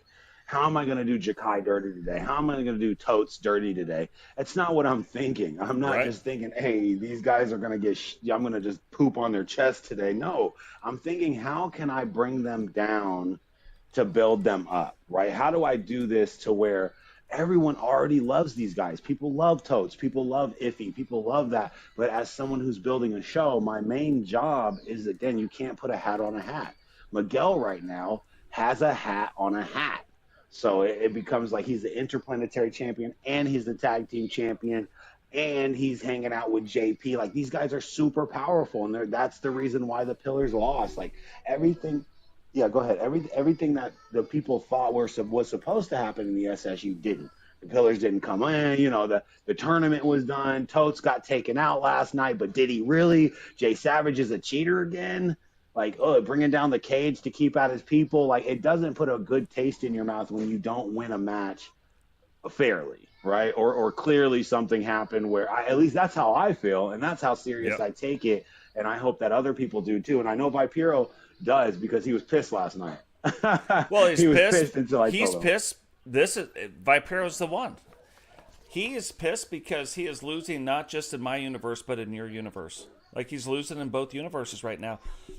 And I even showed it last night. Like, look, I'll show it again. And since we're on here, I'd love to talk about Please this. do. Because Please do. I love when you break it down.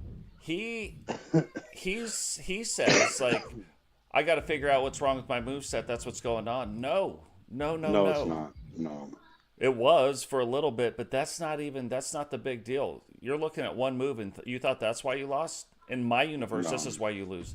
You're rated 75, and that's not your rating, but your status effects right now, you are -10 in every category. It says the competitor becomes demoralized from losses. So now, Vipiro went from being my hottest wrestler to now he's got an 8-week status effect, 10 minus 10 his power points. ranking is 104. Oh my God, yeah, bro, you're down. You're down.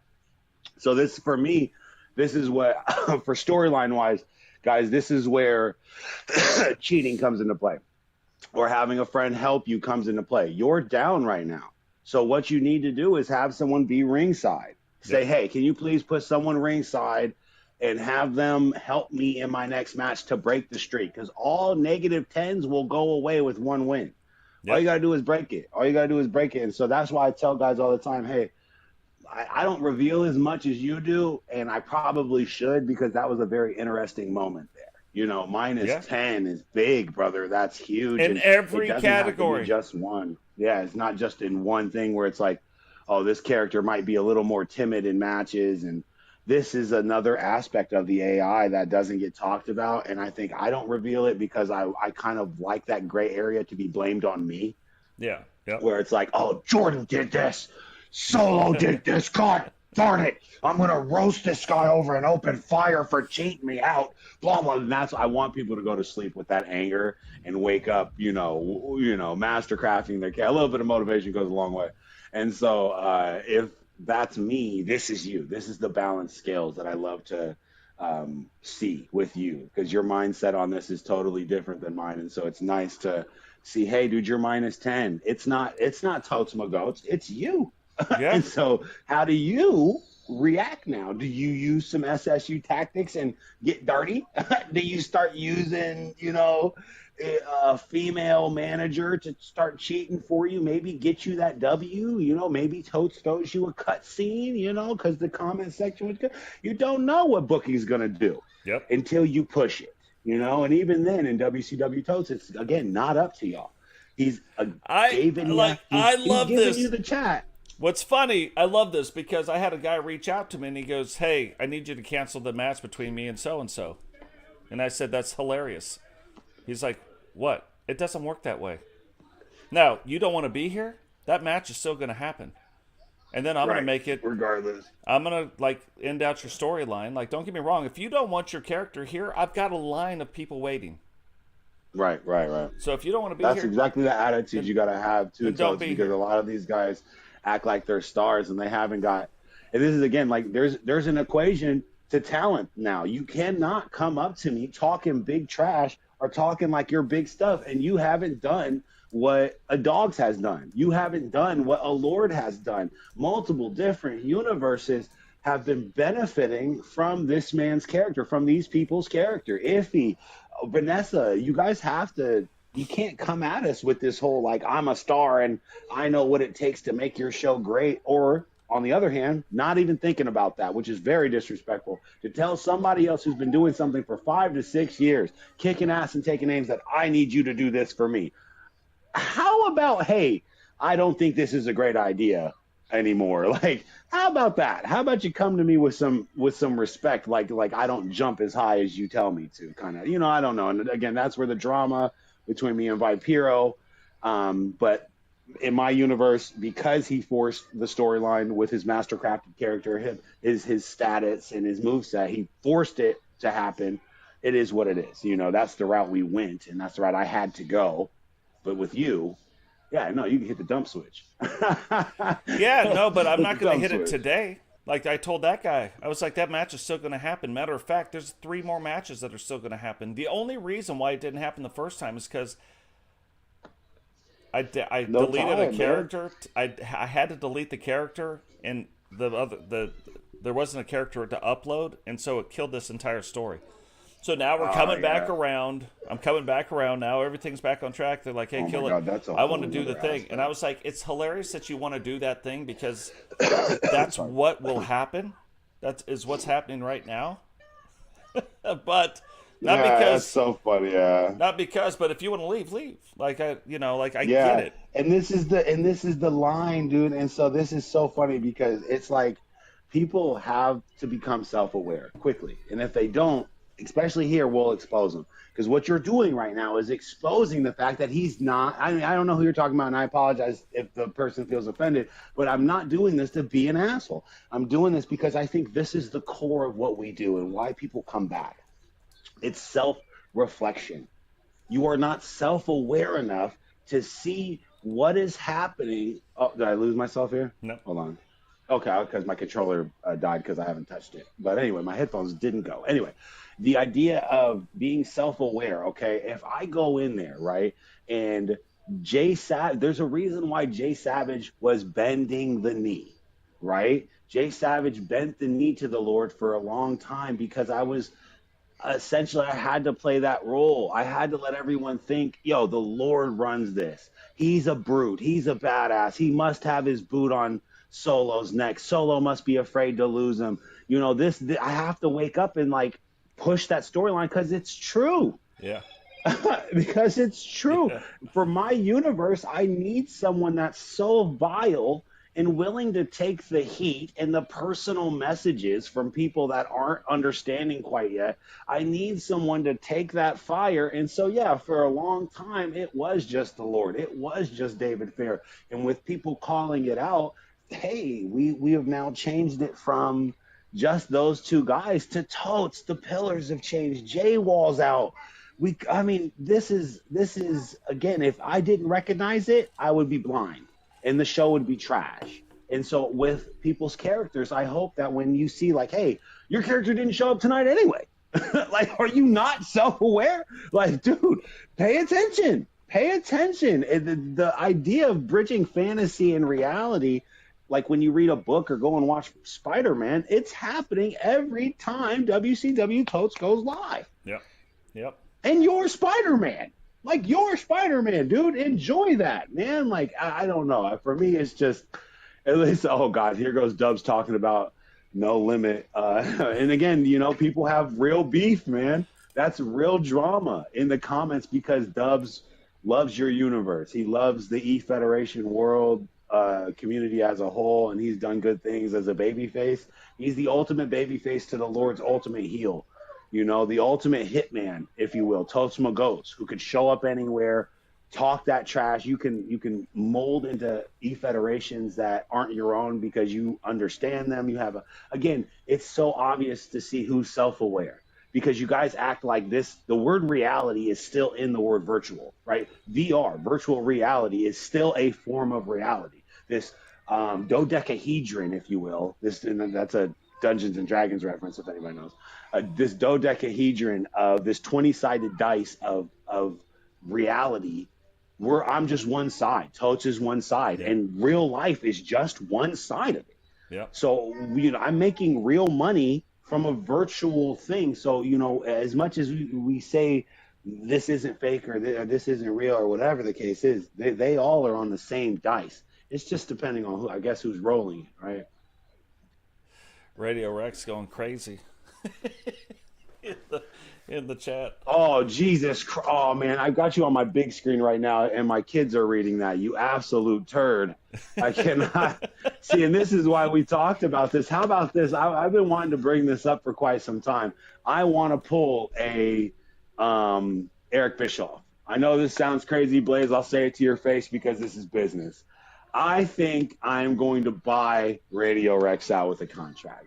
I know that Blaze signs contracts with all of his people, and I think that Radio Rex is going to be the first ever talent to be, I'm not going to say purchased, but to be, remember when Hulk Hogan went to WCW and everybody couldn't believe it? Yeah. You know, I don't know, man. I think there's a storyline there because he kept saying, you can't afford me. You can't afford me. Well, you know, let's see. What are we doing here? You know, what are we doing here? There it is. I caught it before he even said it. I caught it before he even said it. But the drama between universes is there. I know Blaze is essentially the opposite side of me, the safe space. And I never pick on him. I'm only upping him up when I say those things because it's like, how can poison judge a Band-Aid? You know what I mean? It's like we do two different things, but I can still respect the application of because it works. And I always think that he deserves it. And I can't, you can't afford me. I love that line. You hear me? I think that line right there is storyline for the Solo Season universe. I'm salivating at the idea of me and Blaze pushing that line finally, because again, he knows that the Lord is always crossing the line with him. But he's fired back as a businessman, as a good guy, essentially, you know, the hook, line, and sinker. I don't think Blaze is really a bad guy in the chat or in the ring. So I just think it's money. I just think do you hear me right now? Yeah. I'm booking. You know what I mean? I'm booking, baby. It's like, oh, right now everybody wants to see Will Cody fight Roman again. I think Brock's coming back. You know, I'm booking right now, Blaze. I'm booking, baby. Come on.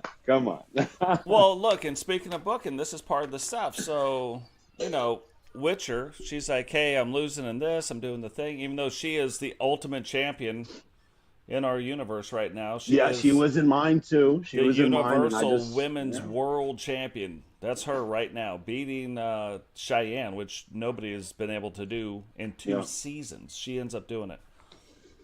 And she's like, hey, I need to get this, I need to do this. Like, she's always, trying to find ways to improve. But like, there's one thing that might be forming, like her and Iffy as far as a tag team in the thing, and it won't happen in my universe. Not for a while. Like, there's just a story. Those branches of their stories today aren't going the same way. Right. Now, something could happen in a match, and it could change it. And and that's to say that again. Say that again. Something can happen in a match, and the crowd reacts to it, and we go with it. Okay? Now that Tama Tonga has messed up so many times, he's on Botchmania. He is on the cover of Botchmania. Go with it. He's a goofball. Roll with it. So now, yes, I think that Witcher idea, not with my universe, I'm doing the same thing. Like, I see that she's a star, right? And so I'm doing what I always do. I'm giving her the treatment, man. Yeah. She got beat up by Vanessa. She got taken advantage of backstage and then got thrown into a Royal Rumble for her title.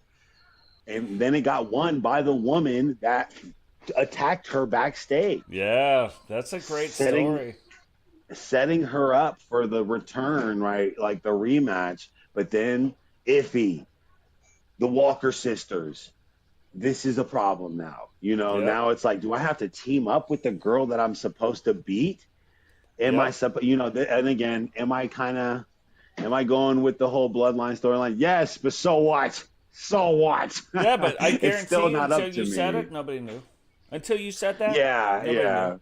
Because you're doing it from a completely different angle. You're doing it from the angle of now women.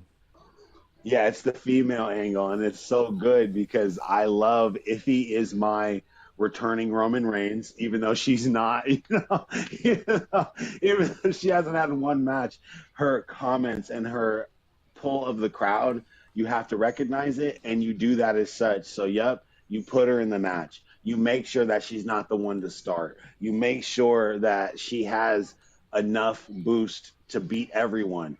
You also have to make sure that you check out the weights of all the other females in the match. Yeah, because, right. because being the fact that she couldn't pick them up and that her straight, I didn't realize the straight, like, man, yeah, the master crafting is a huge part of it. But what did we do? What did we do? We swerved. We swerved and we looked for the new angle. And the new angle is we've got a threat in the women's division. It's the new bloodline, and it's Tama Tonga, it's Tonga Loa, and it's Solo. So you've got the three women, and then you've got the returning champ, right? Vanessa and Witcher, and then we've got Iffy, my our Roman Reigns, if you will, because see, I don't know, I just feel like she's the star.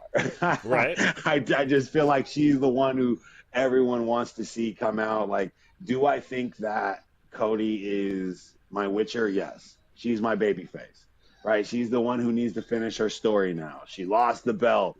It was unfairly taken from her. All the cards are stacked against her. Can she rise up from the ground again? Will she join forces with her enemy, or will she play it with just her own wolf pack?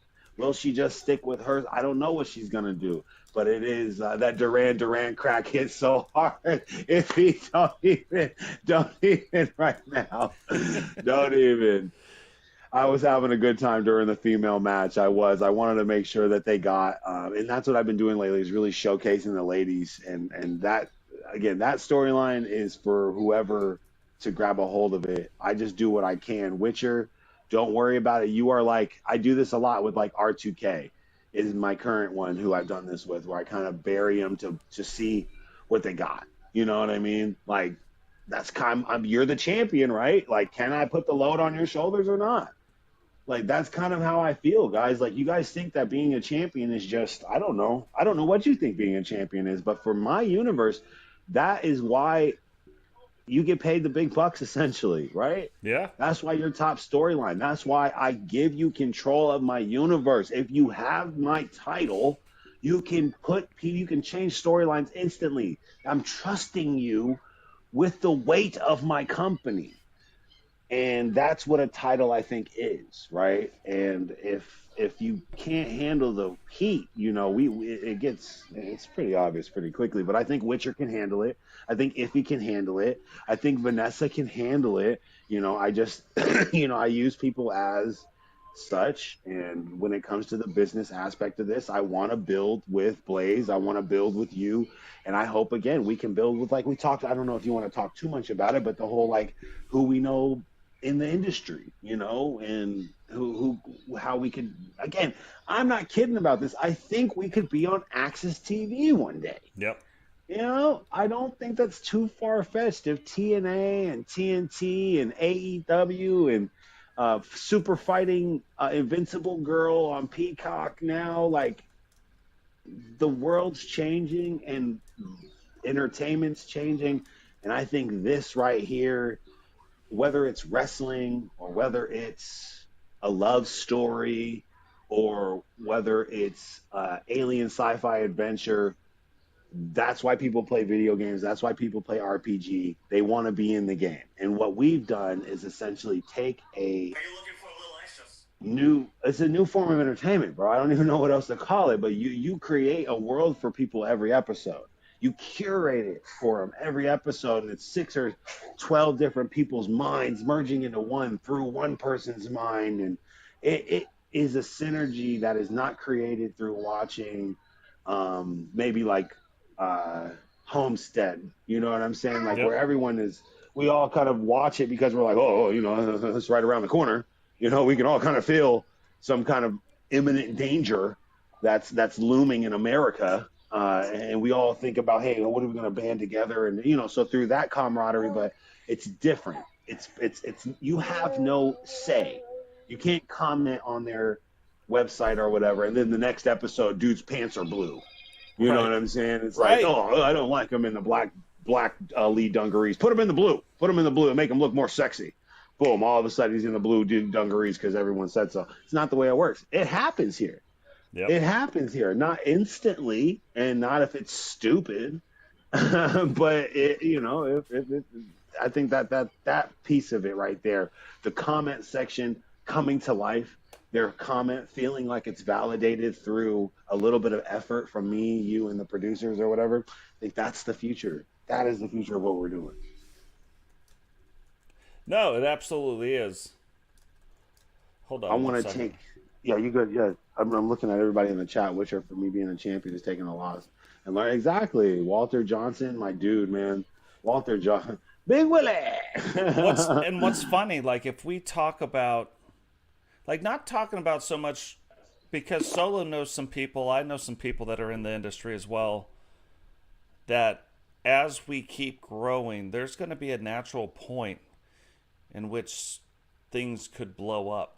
But what's crazy is every time me and Solo, me and Blaze talk, I'm going to tell you, look, I don't know. I'm just going to say, I see one day, maybe sooner than later, who knows, but I see one day,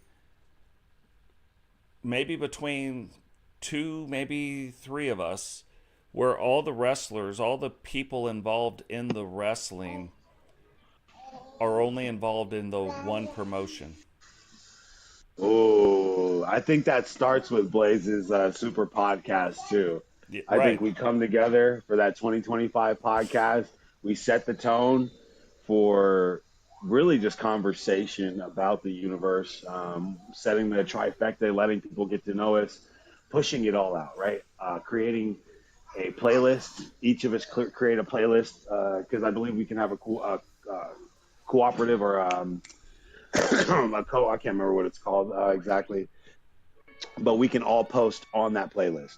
So like I can post a video there, you can post a video there, and it goes to all three of our pages. It's pretty cohesive, man. They've come up with some good stuff to keep us Yeah. working together. But I think you're right about that. I think one day the strongest characters that are specific to each universe, which again, a lot of us already have a lot of cross genre, but then we really do it, and I've always said that where like the brand is everything, right? So Yeah.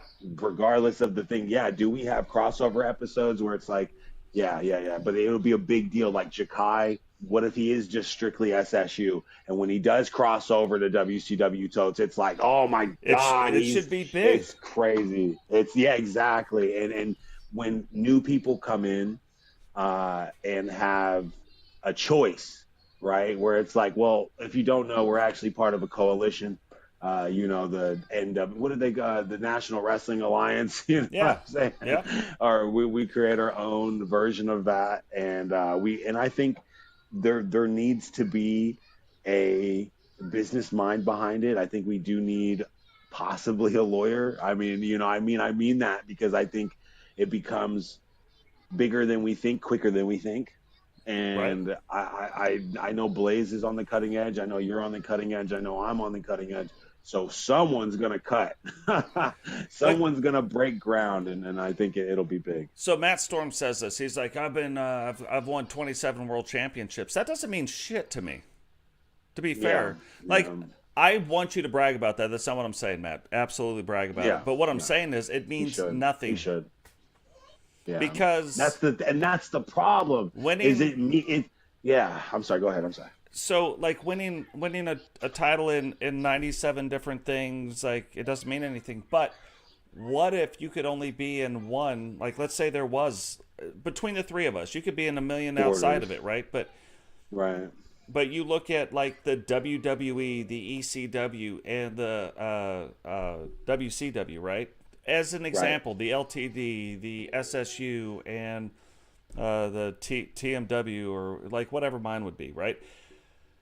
I think it's WCW. I literally think you co-opt that. Like, fuck, I don't care about any Dana, all of them. You are WCW for me. Right. But I'm sorry. but now you say no. I won the SSU. I've been a 3-time SSU champion, a 2-time LTD champion, and a 5-time WCW World Champion. You're like, oh You know my who that gosh, starts sounding that's like? That sounds like Ric Flair. that's what I'm Ric Flair saying. talking right there. Now I've that's a been pedigree. That's a pedigree right there.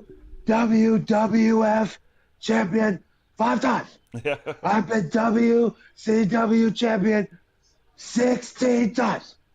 You start talking that, and it holds weight now, because it's not just like, okay, you won them on random days, separate days, here and there, whenever. That was coordinated. If I say you won a championship between different universes, it means something, because we all know all 3 of those guys coordinated against you. Yep. Or we coordinated like with you. And it's like, and you can have respect knowing that LTD, if you won a belt in LTD, his system, his algorithm it's like winning the lottery. Right. And you should feel like a lottery winner when you hit, because it's big. It is big, and that means possibly, just maybe, your character's mastercrafted, right? If you go and watch Jay Savage's first matches in LTD, I base my character around losing but looking good. I'm having my character slide underneath the ropes in these multi-man matches. He's going to be laying down 90% of the time. He's going to get up right before the end of the match. He's going to get his finisher off. He's going to almost beat the good guy, but he can't, because he's better than him. That I was supposed to be there for that reason, to lose, but lose in an SSU way. Lose with the storyline behind it. And so now, who are you, says Dubs. Exactly, who are you? And my man Blaze, what you do in one Ethe doesn't hold weight in others, for most part. Different universes, like LTD, again, that's what we're talking about, those borders. Blaze gets it. Having those borders and establishing cohesion between each other, and again, respecting each other, admiring each other's storylines, and giving credit where credit's due. It gives cohesion, because who doesn't get flowers? All the other places. I've tried to do it with them, and that's why they get ran dry. And I'm willing to call them out on certain things. That's why the drama is so real in the solo season universe, because I take it personally. I called you as Jordan. I didn't call you as Jay Savage or solo season. I called you as Jordan to do business, and you spit in my face, or even worse. You even worse. We've had even worse than spit in my face, considering the sort, the issues. And when I come in with you in LTD, I get respect. Why? Because Blaze says no. I apologize, Jordan.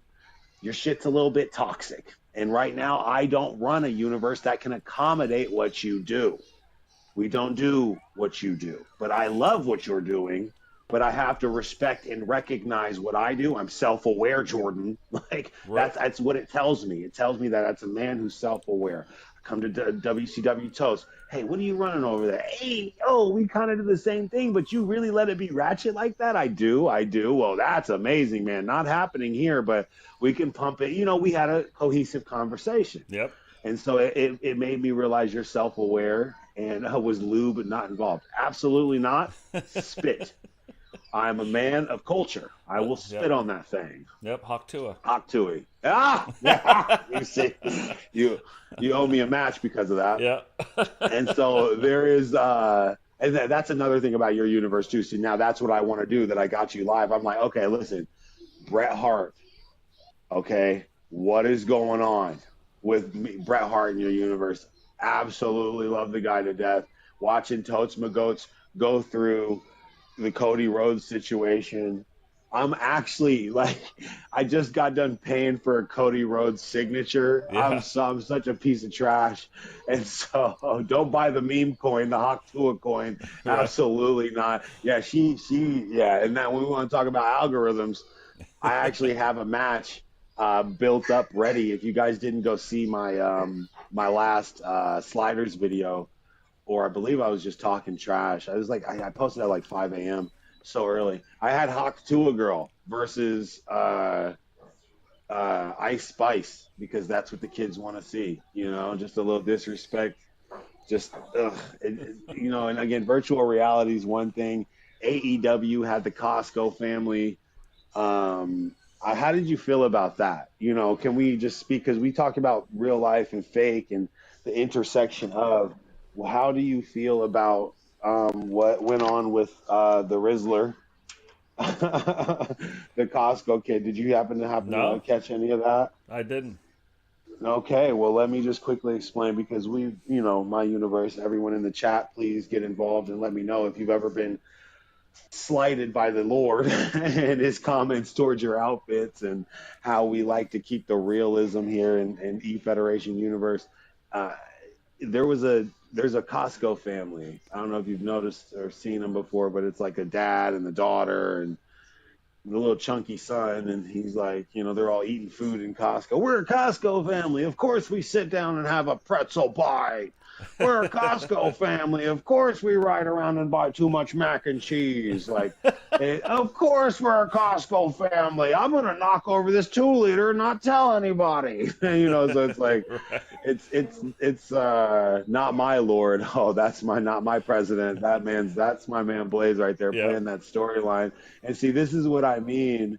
We will see 400-pound Hawk Tua versus Roman Reigns with 8,000 people watching on YouTube somewhere. So true. Makes no sense. True. And you know what I do, Blaze? Oh, it makes perfect sense. It's a battleground. Clearly, this is where I know for a fact there is a community out there that is ripe for the picking. You want to know how many of those places know who I am? They know me. I know a lot of those dudes will not. I'm banned from their chat because I will hop right in there. Oh, it's solo season. This is just for fun, Come on, buddy. Come on. Don't do these things. Friendly thing. Ban you from chat, bro. Tear your whole thing up. All of a sudden, 4 more people start popping up on my views. I count my views. My views are pretty steady, and you can know this. Like, when people buy their views or buy their subs and do that, you can see the jump and the inconsistency. You see we have a specific community and viewership, right? And so when I see guys with 8,000 who I do think they're buying their views, if they're not, let me tell you something. Buddy, let me tell you something.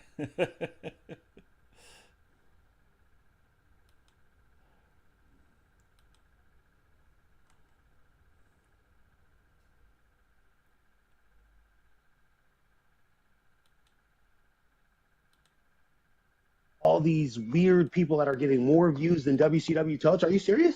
I'll push you off a cliff, man. I'll push you off a cliff. This is insane. You don't even put no effort into this. No effort. Just big booty white woman number 4. 8,000 people watching. Guys breaking bed. And, and we got, and WCW Touch ain't got a Lamborghini yet. What is going on here? Don't make no sense. No, and that's what I mean. Out a Lambo. It don't make no sense. But that's what I mean. Like, I don't get, like, it makes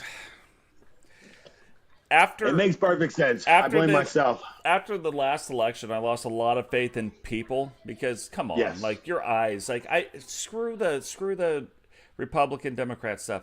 Your eyes didn't tell you that was wrong. Your feelings got hurt because somebody said some words. Like, that part I don't get, right? And we talk about this. Yeah. And this ties right, and this ties right back into the, 300-pound white girl facing Roman Reigns or whatever it is. Yeah. And then people are like, oh, it's just for fun. It's such a great match. And I'm like, ew. It's almost like the dumb. If you wondered what I think the dumbest thing I've ever seen or heard of in my life, you're about to hear it. Everybody who is protesting, who is gay or transsexual or whatever, and you are protesting the war in Israel, right, from the side of the guys they're attacking, those guys have laws that would kill you or put you in jail, and you are protesting saying their lives matter. Right, when they don't think the same about you. Right. And it's very weird. It just shows how people just go out and they say things because other people are saying things, right? Because they have no idea what's going on. like, just to put it in perspective, to bring it to earth for you guys, there's a reason why when you go and get your driver's license, they tell you to not slam on your brakes for a squirrel. Because the 7 people behind you that are about to rear end you, you're going to kill a family over a squirrel. There's a level of living and contribution to the human construct, the human community. You know what I mean? Like, we're humans. We breathe, we eat, we all need to survive in the same conditions. And getting your head chopped off, subjugated, and put into a camp or whatever, or worse, because of because of what you believe, or because of what you want to wear, or because of possibly, and I mean this in the softest of ways, a mental illness. Yep. If I was in Islam, I have ADD.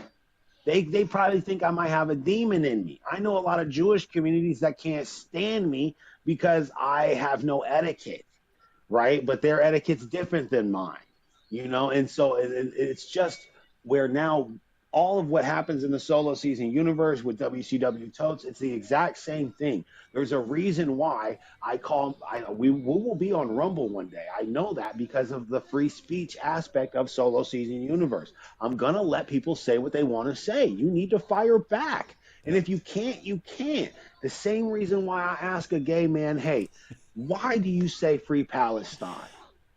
And they don't even know from the river to what sea. And again, protecting a dog is all good, but protecting a dog at your own life's cost, slamming on the brakes for that squirrel and killing the family in the minivan behind you. Where are we at with that? You know, in your mind, is the squirrel worth more than the family? But you're defending the very thing, like the very thing that you fought all your rights for. You had to get rights, you had to do all the stuff. You're defending the group that is 100%, 180 degrees in the opposite direction, and you don't even know it. Like, that's the and the other people too. And the other people too. I'm not saying that the other side is any better. I don't say the Orthodox Jewish community is all good and honky-dory with the gays and the trans community. They're not. And what they're doing to them is horrible. But let me tell you something. On both sides, let me tell you something, buddy. Let me tell you something. Go to McDonald's and shut the fuck up and be happy at where you are. Get on Solo Season Universe podcast and talk some trash. Matter of fact, be the Palestinian. How about that? Get in there and be Trump. Thank you, Jaden. Yeah. Thank you, JP. Who's going to be my Biden? Guess who ends up being it? Jakai. Guess who's in a Democratic city right now? Who's in Washington State? Jakai. Guess who has beliefs and morals? He's not doing a very good job, because if he was really being Biden, like, he wouldn't even find his way to the arena. Like, there'd be a match. There'd just be a match, and you would see Jakai walk out on the stage and then walk out through another door. And you'd be like, where are you going, buddy? Like, come back here. Yo. Oh my God. Jakai is wandering somewhere in the back. He's going in the elevator. We don't know how to get him out. He's something about the nukes aren't launching. He's saying no amount of Secret Service is going to get him back in this ring. Absolutely not. And that's actually where I kind of, I've got a sick mind, and I have those storylines built up to mimic that. And, the second term for JP, 4 more years, the idea of JP reclaiming Japan in the name of America, subjugating a country in the American way, which is the American way, we go and over what's there. Hilarious, people are getting so mad about it. I just sit back and I laugh about it all day. It's awesome. It's so good, because the Trump card is literally just that.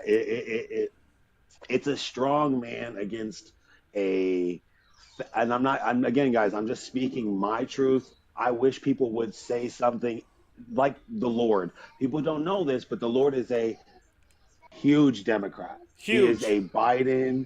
He is a full-on, he was voting for Kamala. He is a anti-Trumper to the core. And guess who still plays along with the storyline? He's able to put his morals away, because he knows that if he gets involved in that storyline, where it's going to go, right? And the conversation of Democrat and Republican, he doesn't want to get involved in it. He doesn't, because That's just, he's a strong man, and he understands his character would not fit with the democratic practice. You can't, you know, I mean, I don't even want, I blushed a few times. I'm black, can't blush.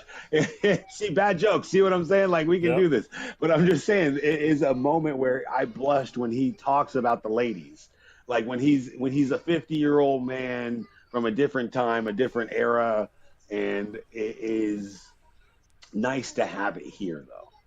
I'm not gonna lie to you. It's like my house is filled with relics from 1989, 1970, a time before we knew or cared about what our fellow man thought about us.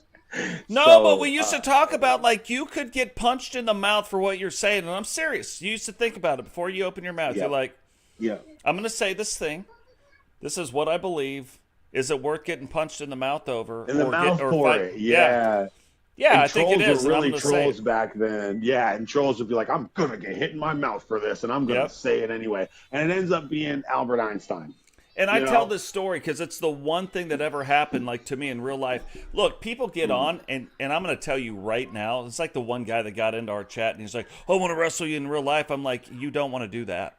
Like, I can already tell you don't want to. You're not the guy. Yeah. But I'm standing in a Target, getting ready to buy some stuff. We got masks on, or they got masks on. I wore a mask for half a trip to Costco, and then after that I took it off because that's horse shit. If you follow science, but that's whatever. Yeah, dude. If it can't stop a fart, if I fart and you can smell it through the mask, dude, it's not stopping COVID. Stop. Right. But if you want to wear a mask, I'm all about people's rights. If you want to wear the damn mask, I don't care. It does not affect me. I'm just not doing it. Wear a hazmat suit everywhere you go. Yeah. I don't mind your level of security, your level of comfort in defending yourself against the disease. I'll never stop you from that. But don't you ever stop me from getting the disease. You hear me? So I'm watching things on TikTok, and I'm watching people like, I went up to this guy and I said this. And I'm like, no, you don't have, like, you're not, stop. You didn't walk up to anybody because you made a TikTok video about it. So you didn't walk up to anybody and talk tough to them. And so now I'm standing I'm standing in Target, and I'm getting ready to go in. I'm in a line. Everybody's social distancing, which social distancing does work, but we're social distancing. And a guy walks up to me because I don't have a mask on, and he goes, I would appreciate if you put your mask on so you could protect other people. And I said, you're talking to me like I'm not going to punch you in the mouth right now. And he looked at me and was like, and I was like, no shit, I'm going to knock you the fuck out. How about go back, make your little TikTok video about how you told the big bad man what was going to happen. Yeah, I'm just not the guy. I'm just not. Look, I don't believe. That's what men are here for. I don't believe that I'm always right about everything. There's things I'm sure I'm wrong about. I believe, though, in the ability for you to say what you're going to say, I'm going to say what I'm going to say, and if we disagree about it, one of us is getting knocked the fuck out, and we're going to figure it out afterwards. Like, guys, we're the best at this. I don't agree with what you're saying. Bam, I knock you out. You wake up, you're buying a beer now. That's how it works. Yeah, and you know what's even more crazy? I'll even add another layer to it. Let's just say you are right? Let's just say you are right. Oh, you can't do that because... even better. Let's just reverse the roles, right? Let's just say you were the aggressor and you're like, hey, sunshine and, it came from a lab. You know what I'm saying? Like, we run up on the guy and it's like, hey, why are you supporting the evil agenda? Like, what if we ran up on you like that and blah, blah, blah, blah, blah. Yep. And we were, let's just say in an alternate universe, right, or whatever, we were wrong. The same way they were wrong, but who had the strength to implement it? Who got punched in the mouth? We did.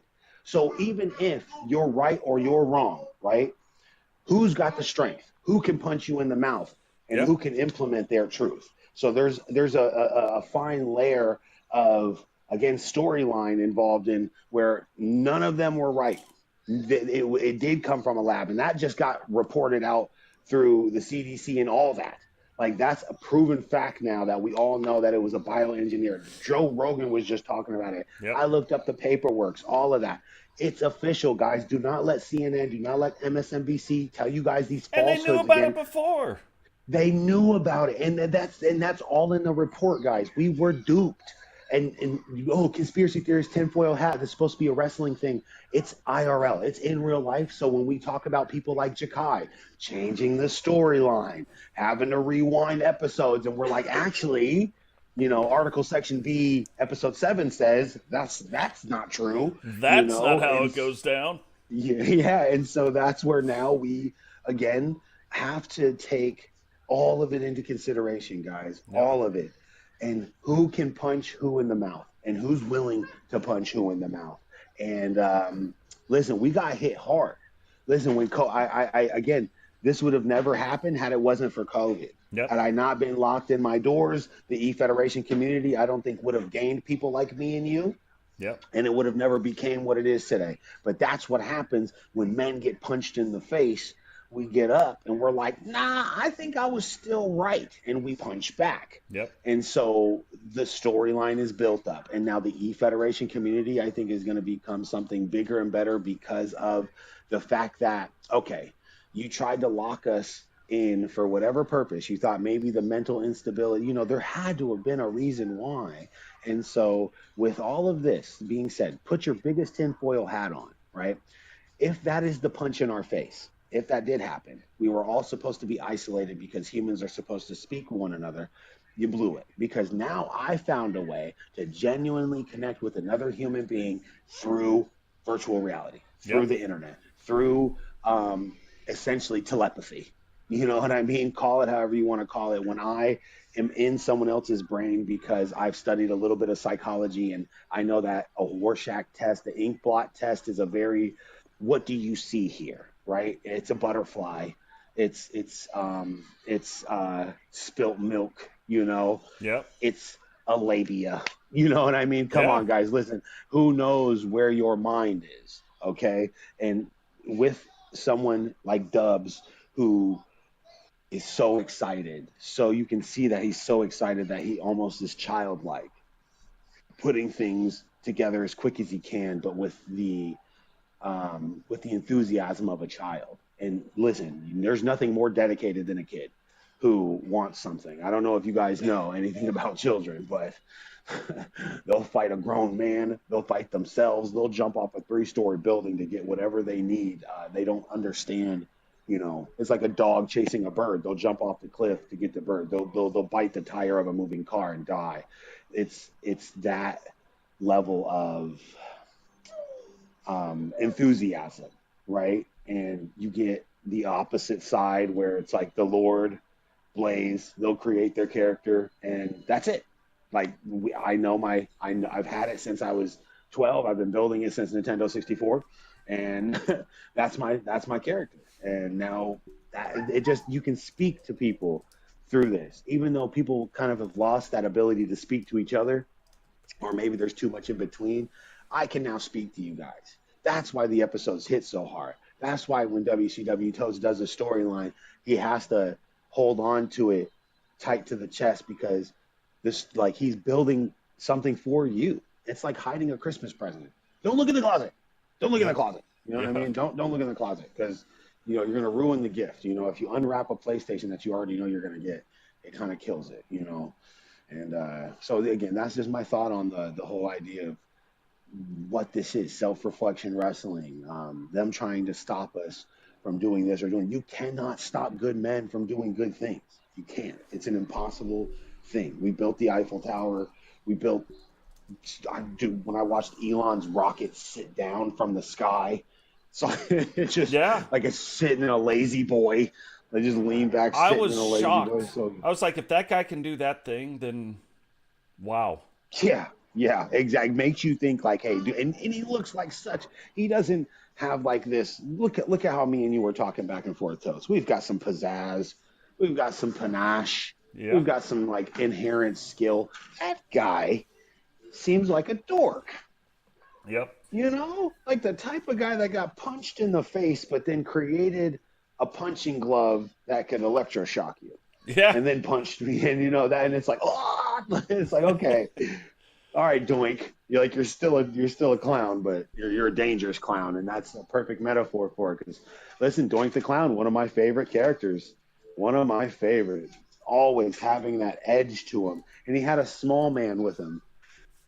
1975 here. That is hilarious. What gen is 1960? That's boomers, baby. Yep. Yeah, I was gonna say that's big boomers out there. Those are the guys who we call you guys boomers because you guys had a lot of unprotected sex. Yeah. If the When your young men in parents the came chats back don't from the know war, that. they were getting busy in the Burger King bathroom. Oh, absolutely. They thought the world was gonna end. They're Yeah. kind of telling us to do it. And which are we're Gen X. We're not Z is your kids. Yeah. Z is me actually. I'm a 1989. I'm a Zer. What's funny Actually, I'm an about Xer. you have millennials and a lot of the Generation Z is starting to jump the millennials as far as management positions. Yeah. You're starting to get a lot of boomers come out. The millennials actually got a very late start, and Z has got a very early start. Yeah. It's interesting. So, and look, every The world's generation has its changing. problem except for X. X will just whoop that ass like we do. That's it. No, you guys had your own problems, but you were handling those problems. You know what Yeah, I mean? yeah. We have no Problems problems got handling solved. issues. We talked. We just got off of that conversation. X was like, "I'll punch you in the face. Can you take it? Can Yep. you implement your truth?" And so that was the truth, but that's not it anymore. Because now we don't have. You know what you can't do? You can't punch Yeah, you can't punch a hacker. yeah. You know what I mean? You can't punch a troll. Well, you can't punch anybody You out in the real world now. Now you punch them. There's like next thing you know, you're getting sued for this and that, and you're like, "What are you talking about? We're just trying to come up." I'll tell you guys a yeah. funny story, Gen X story. I'm in The high pull-out school, thing obviously didn't work. right? Dogs is so fun. I'm in high school. We used to put guns in the back, like our hunting rifles were in the back of our trucks. Yep. Before So you left to go after 4 o'clock, you guys would go right up to the after Friday, right? yeah. Camp Friday, start early Saturday. So, That's so so crazy. we decide one day we're going to go down to a place called Elk Park. It's in Washington, Elk, Washington, but Elk Park. It's this little thing where there's a little branch of the Spokane River that comes off. And we would go down there, we would form a circle, and we would do what we call battling. We'd fight. There's no punching in the face or below the belt. It's all body shots. And two guys would get in the ring, or the circle, the ring, but in the circle, and we would just, Yep. we'd fight for 1 minute rounds. You got 1 minute. You went against another guy, and we didn't even do it because we were mad at each other. We just did it That because shit was that's just what we did. legit. We wanted to see who could get it. Yeah. Who's that guy within friends? And that's the craziest thing I don't see with like me and my sons do that shit all the time. My kids give me wedgies. So that's like I'm teaching them like, The if you finer can get things it, in you life. can take it. Yeah. For the sweet wine. We Hold have, on, Ollie. but Like we I just have, locked my kid out. This is hilarious. Yeah, see, I've been messing around with him. I forgot I locked him out. My bad, buddy. Go on. but we My bad, had dude. 3 guys pull up on motorcycles, and they're like, "What are you guys doing?" And they pull out guns. You want to talk about the dumbest thing you could do back in the day? Pull out a gun on country kids. Yeah. Next thing you know, shotguns, rifles, all these things come out, and we're like, I don't know. Maybe you get 1 or 2 Yeah. of us, but you guys aren't going to make it. And they're like, whoa, Yeah, what? We're like, now, this is not a we're like, now you old men are going to get in the middle of the ring, and you're going to battle it out with us. 1 minute, put your guns down. So they put down their guns. They got in there, got an ass whooping, but that was That's it. Like, it, and baby. afterward, That was it. they had beer. and then and the next we were time you 17. see those guys, yeah. So we just sat down at Oak Park, shared beer with these guys. They're cool dudes. And the next time you got beef or the next time something goes down, guess who's gonna show up and be like, "Dog, those dudes, low key." I'm not gonna say like, "Oh, they're my dad." They're like, I'm gonna say like Totes and those young boys are, are owners. But back then, men showed respect to other strong men because they knew what strong men produced. Yep. We all knew what strong men produced. We produced truth, and we produced anything. What? Car tires, E-Federation universes, pants, hats, you name it. We make it happen because, damn it, that's what we do. Yep. We make it happen. And so, I don't know. Nowadays, I don't think people have as much inherent value because you can't just punch someone in the face and make it right. And so we've developed that skill now. My skill is punching you in the face virtually. Like, if you want the smoke, I'm very good at doing it. These little weirdos, these little guys that we used to punch in the face, Totes. Now, I'll tell you a quick story for me too. We had the rapper rocker wars at the time. You know, I'm a generation in front of you, and so my generation wasn't built on like America and like camaraderie between the states and country. It was built on commercialism and consumerism, and so everybody was picking sides because of what music they listened to and not because of what street they grew up on, right? And so that I still had a lot of old school friends like yourself that gave me game, and I didn't recognize it then, but I recognize it now, which is why I have older people with me along I'm 35, but I rock with 50, 60, you know, people I think just a different, and again, Jakai and me are friends. I'm not going to say we're not friends. I don't act like that, but we have, him and me grew apart because of, I traveled. I went to, you know, Michigan, Washington, Vermont, New York, Maine, Texas, you know, you name it, Las Vegas. I've traveled, but I've lived there and experienced that the world is not much different where you go. Yep. People need to eat, people need to sleep, and the extra comes from just that, extra. And so how much extra baggage are you carrying, something like that? Yeah, exactly. If you wiggle that cane, get off my damn lawn. And so nobody has, I think, the ability to, like you said, punch somebody in the face anymore. I think it's a skill to troll, and it's not a skill that people have quite learned yet to anti-troll. Yeah. To pull, and this is where I think people like me come in.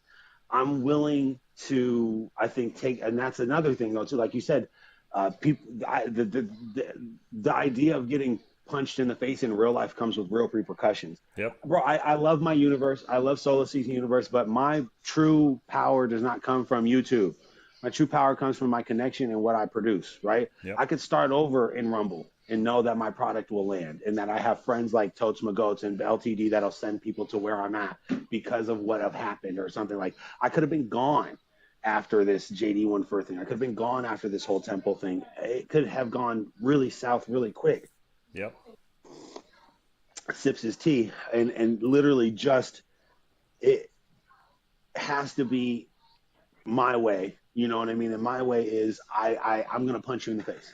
I'm going to find a way to give you that same feeling that we got before we had to act like, before we did that action of some stupidity. I'm going to get punched in the face for doing this. I want people to know that they can get punched in the face. JD1 you ran. You got punched in the face because, you know what I mean? Like, and then I lit you up. I lit you up.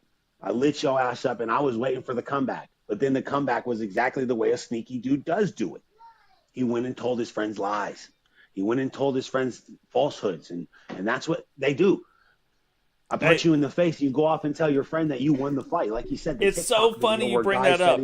It's so funny you bring that up because my dad laughs between me and my brother. I've always believed in one thing. My brother, if you confronted me and my brother would say nothing and knock you the fuck out. That's it. Okay, that's good business. That's good business. I like a guy like that. Right. No, me too. I was so good at fighting, I didn't think it was fair for me just to knock you out. So you would talk smack, and I would just walk over to you, and I would tell you this. This is the one statement you would hear before we would fight. Right now, nobody knows, and they think that you're a pretty tough guy from what you're saying. 3 seconds from now, they're going to know you're not.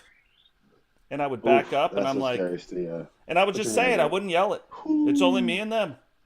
And they'd be like, you know, at first they'd kind of back up, and I'd say the thing, and then I'd back up, and I'm like, what do you want to do?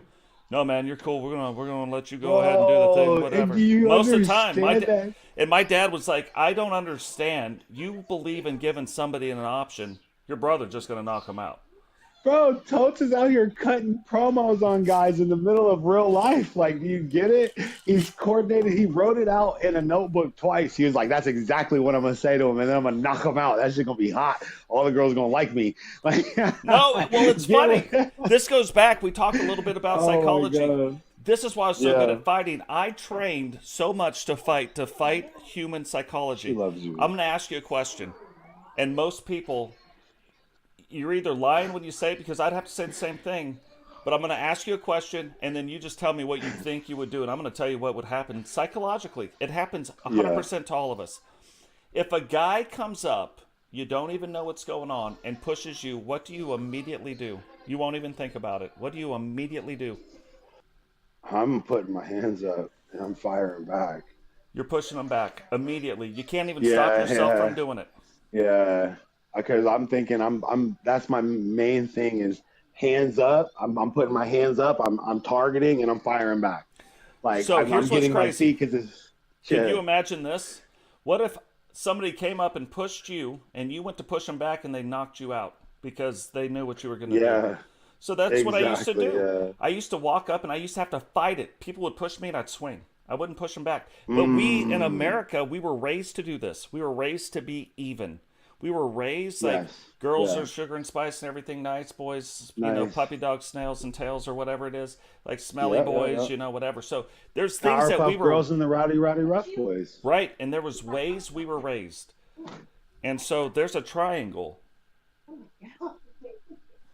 The base of the That triangle is is. all the same. It's human. And then it goes into male and female. And then it goes into this. Yeah. Well, when you, as a The fighter, extra. The start extra. Yeah. understanding this Yeah. and you train yourself not to do that thing, that's right now. I could fight probably one time. It's going to take me a lot longer to recover now. I'm getting older. Oh yeah, nobody wants that. Yeah. But now, if you push me, I did it to my friend.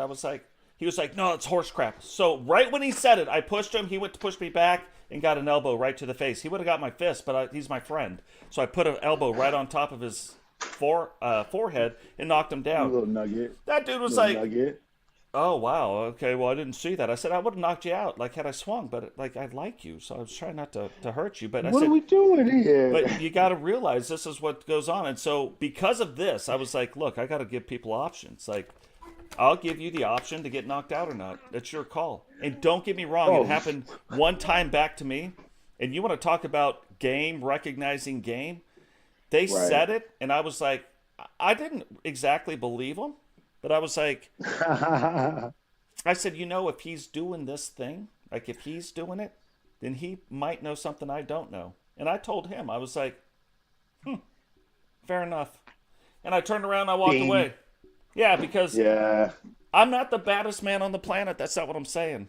There's plenty of people that can whip me, I'm No, sure. no, no. But having the ability to recognize bad, you know what I'm saying, is a skill all in its own, man. There's no way that, and this comes back to the idea of, like you said, game recognizes game, real recognizes real. Yep. When you hit the pinnacle of where, whether you're hitting the pinnacle of just human conversation, hitting the pinnacle of your sport or your job or whatever, once you get to that point, you start realizing, oh, other people have the same skill set that I do because those are the skills that are built to make champions. There's a reason why Michael Jordan and Kobe Bryant have a very similar crossover, have similar stats. There's a reason why Jones, Bones, and everyone kind of followed the same path or didn't and broke ground. And then now everyone's doing the instep kick because Yep. he did something that was like new and innovative. And so, and he's right, Anderson Silva before him. And the way Anderson Silva fought with his hands down and something about his ability to do hip movements because his hands are at his waist. And now you got a style bender who imitates that well with the same weakness, but with more strengths. And so you get this progression of perfection that comes only from people pushing a line. Yep. You got to push it. You got to push the line. You got to say you're right and not back down. I could have gave up everything and been like, oh, let me just turn everything around because Blaze told me because at the time I'm like, oh, let's take Blaze's opinion and run with it because he's successful, blah blah blah. No, I stuck to my guns. Yep. I want it to be a little toxic. I don't want everybody to come here and win. I don't want everybody to come here and feel like they should be here. The same way if someone walked into an indie federation, I mean, that's cool. Everyone's nice. There's like some dude dressed as a cat. You know, there's people wrestling the Invisible Man. You know, there's all kinds of different indie feds. You walk into an SSU place, it feels like I shouldn't have brought my kids here. Right. Hold up, right. bro. There is something going on here. This feels real. I feel like I'm in danger a little bit. Yeah. And so that feeling that I'm giving you guys is the same feeling that I get when I walk out my door. Because I'm pushing a hard line for my family. I'm pushing a hard line for E-Federations. I'm pushing a hard line for righteousness and truth. And when a dude is in a mask trying to approach me because, you know, like you said, this whole put your mask on thing, I'll beat your ass for America. You hear me? I'll beat your ass for America. And while you're down there and rethinking your life about how you thought power given to you by someone else by proxy of actual power, or you just, you know, just lay there and, you know, I don't know, I don't care at that point. Because again, who is the SSU is the Wild Wild West of digital wrestling? Absolutely. I love the way I'm about to. I love this guy. I like this guy. And again, I take everybody's stuff. Like, you guys know that. I take, you know, I'm always using things that the fans create. And as you should. I mean, the rewatch game from Dogs. Like, I know, and he apologizes for it, but I watch Blaze use it. I use it. You use it. Like, I watch other people. Anybody that's rewatching my stuff, they're like, hashtag rewatch game. It's not even Digital Dog saying it now. And I was like, do you realize you just created a real hashtag in the world? Like, there's a hashtag now across 3 channels. Wow. And it goes deeper than that too, because the people that don't recognize, this is where strong men do strong things. The kids, the younger kids, the 100 and something people that don't comment but watch our show because they go off and take what we do and try to imitate it. But because in their heart, they don't have the key component that makes it work, it's never going to work. We're never going to notice them. The people watching them are never going to notice them.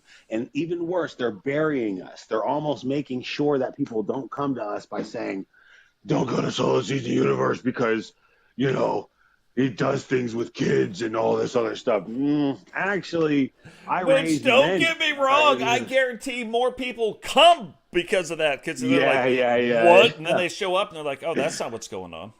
Huh. It's not, but it is, but it's not. Right. It is, but it's not. And then it makes you, but then that's where I don't do what the snakes do. I do not do what the psychopaths and I'm not going to say it out loud, but you know, I'm not going to, they are aggressors. They are manipulators, and the only way to really manipulate is to control information. So there's a constant flood, and we all experience this with you know who, a constant flood of DMs, of manipulation tactics, of ways of, and it's still going on to this day. And so there's still a moment again where this is where you, as a human, male or female, shout out to Iffy for punching the Lord. They're virtually. I'm sorry. Punching the Lord virtually, firing back on a man who's playing a role. And I told him, I was like, you know, the Lord's kind of like, oh, I'm just messing with her, man. I was like, but it's also like, you don't get that she's my up and coming star. Everybody wants to see her. They don't know why. They don't know what's going on, but they know that there's something there and that I could do. I explained it to him. He backed off. Respectful me. He's like, it's all right, man. All right, no, I get it. Why bury one of our stars, right? For the company, right? And so now Iffy, because she's not, you know, the Witcher, she's not Victoria, she's not Sunshine, she's not Dubs' wife. You know what I'm saying? She has this ability, and she's a salty dog. You know what I'm saying? So it becomes a moment where you cannot penetrate her storyline. And that is what I've been needing from any female in the female division. And whether it be a man playing the role or a female playing the role, I don't care. It's not about that. It's about honesty. It's about, I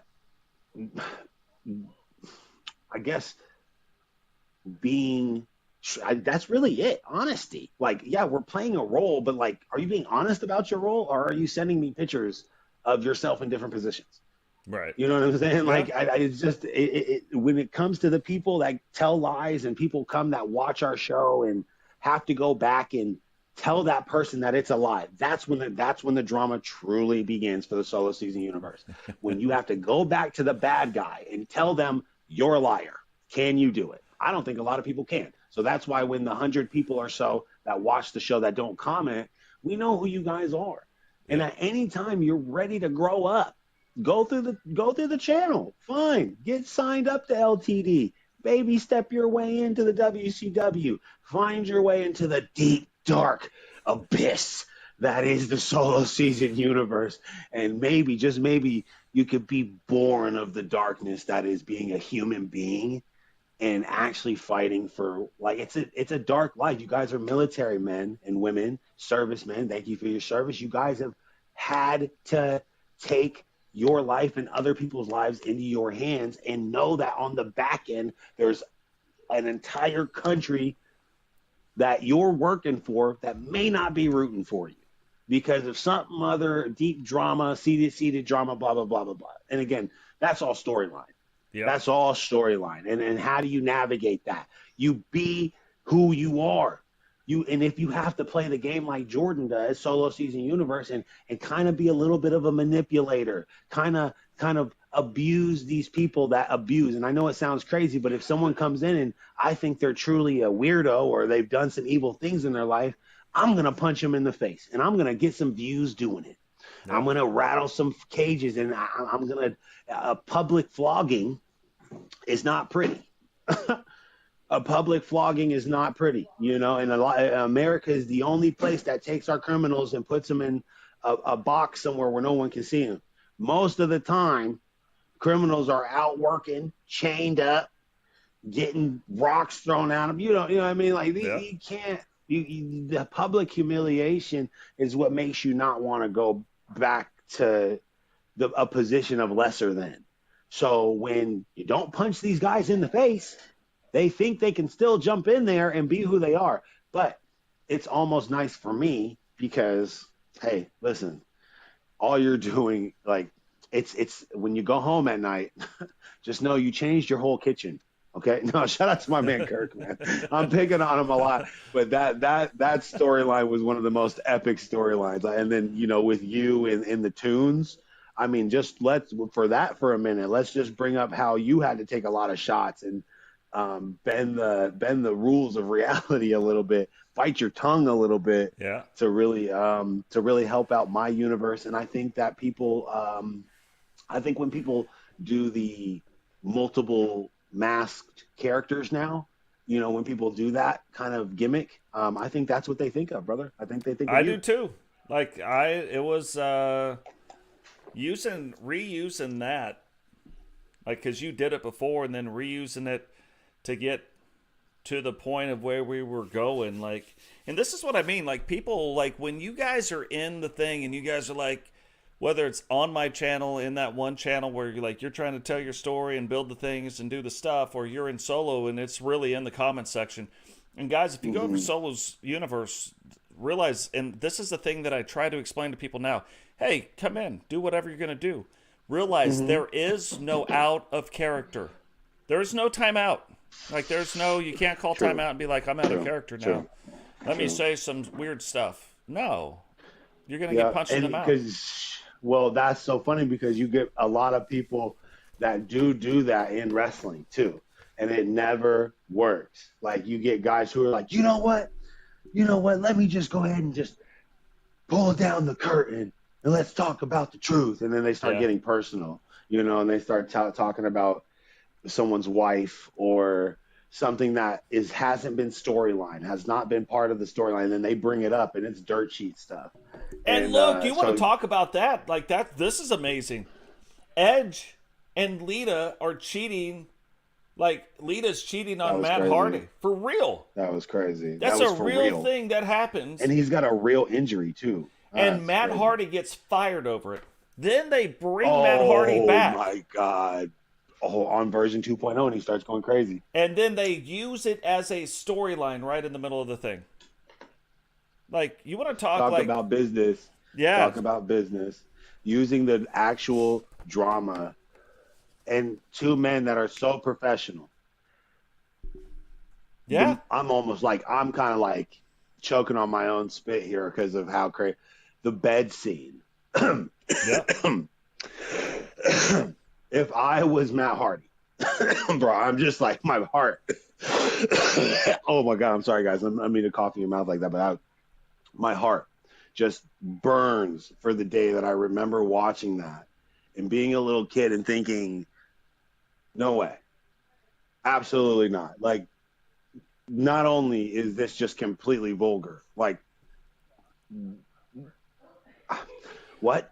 Like, well said, though. And the Eddie Guerrero thing, the Eddie Guerrero with Rey Mysterio, I always bring up. The custody papers. Yeah, the custody battle. So now Bringing your son in. we brought in girlfriends, we brought in kids, and you thought that was all a mistake?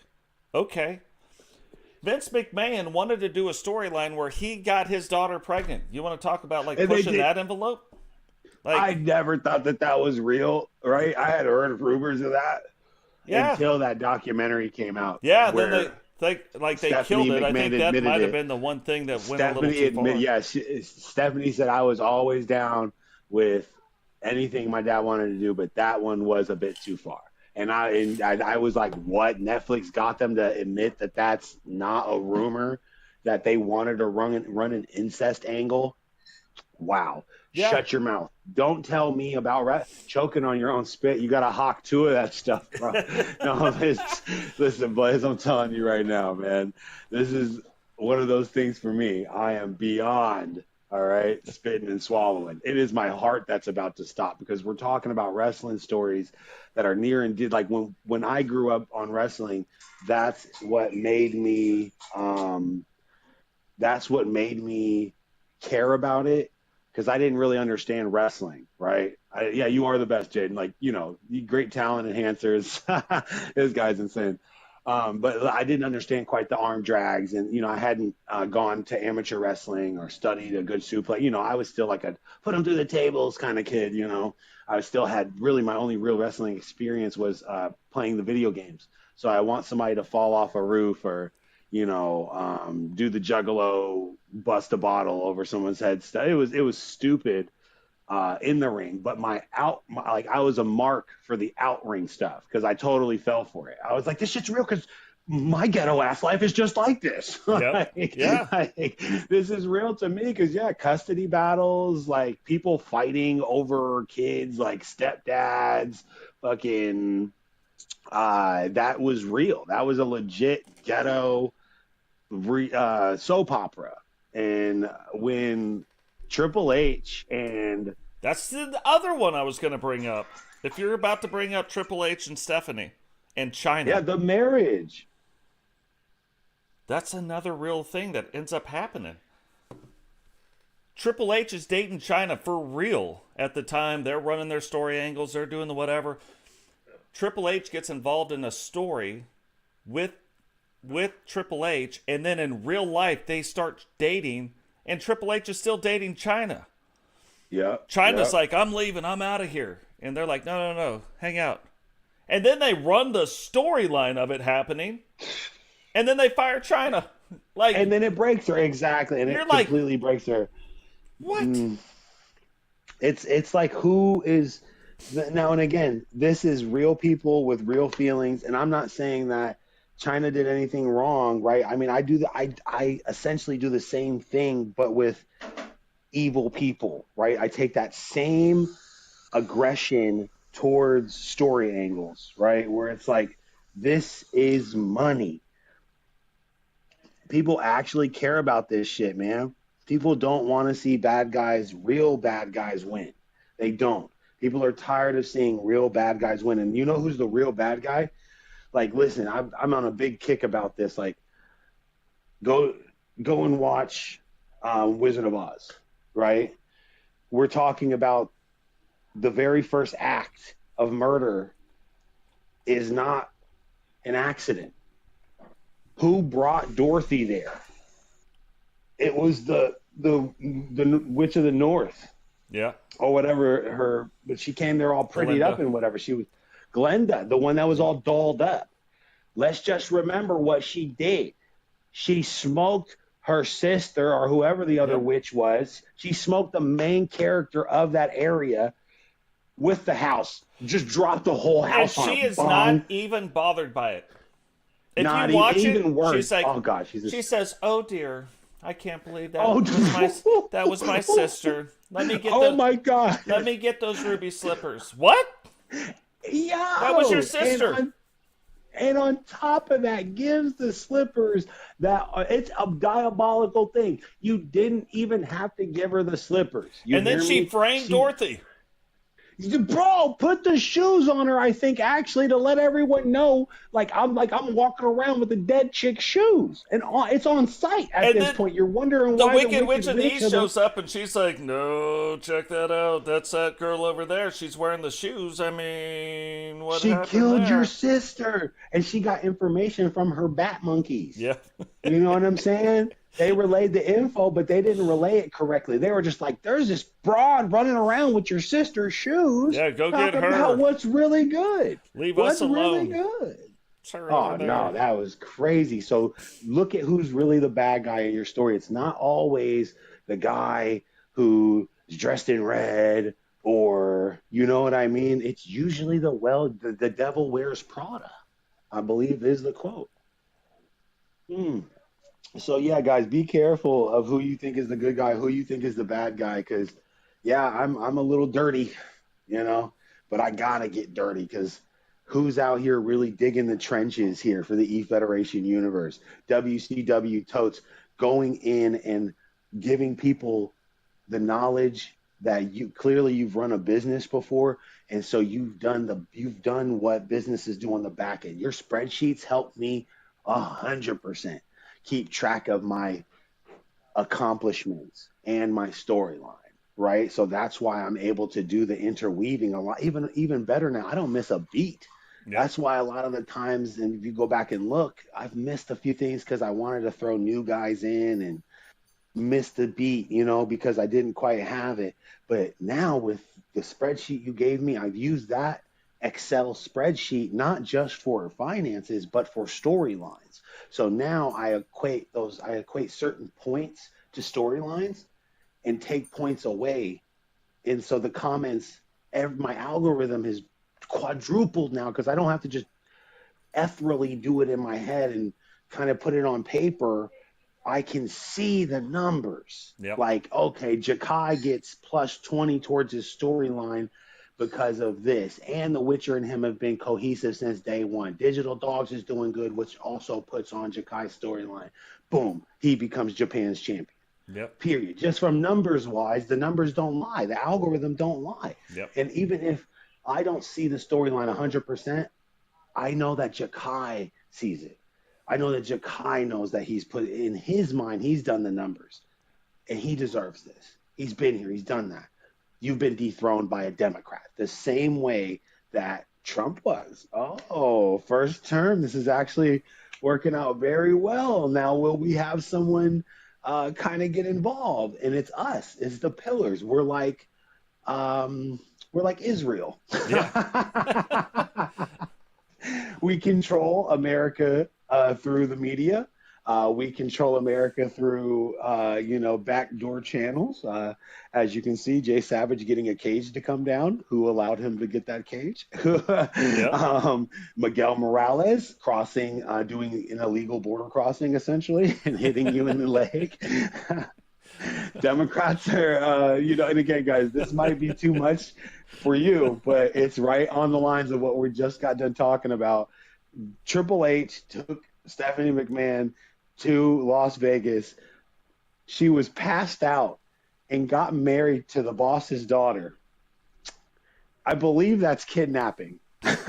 Right. Or it's just a good old-fashioned Muslim wedding. No, I'm just kidding. I'm just kidding, guys. Chill. I'm just kidding. I'm having a good time here, and I hope you are too. We are doing this on purpose. If you have a Muslim friend, maybe bring him if he's cool. Don't have him doing no craziness here. And that's where, again, it kind of like borderlines where, man, is it a little frosty to get people but you know what, guys, they're out there anyway. what you don't know is like if you do bring that friend and we find out that he actually does lean to another nation and he lives here and he is kind of a incel terrorist, is it my fault to expose it? I don't think so. I think we're doing God's work here. God's You know work. what I'm saying? JP, like that's what he does. He's always out doing God's work or America's Radio work. Rex from Radio Rex talking about Assalamu alaikum, man. Salaikum salam, my brother. Listen, you don't even know. And I mean this 100%. I wish I could probably post it somehow.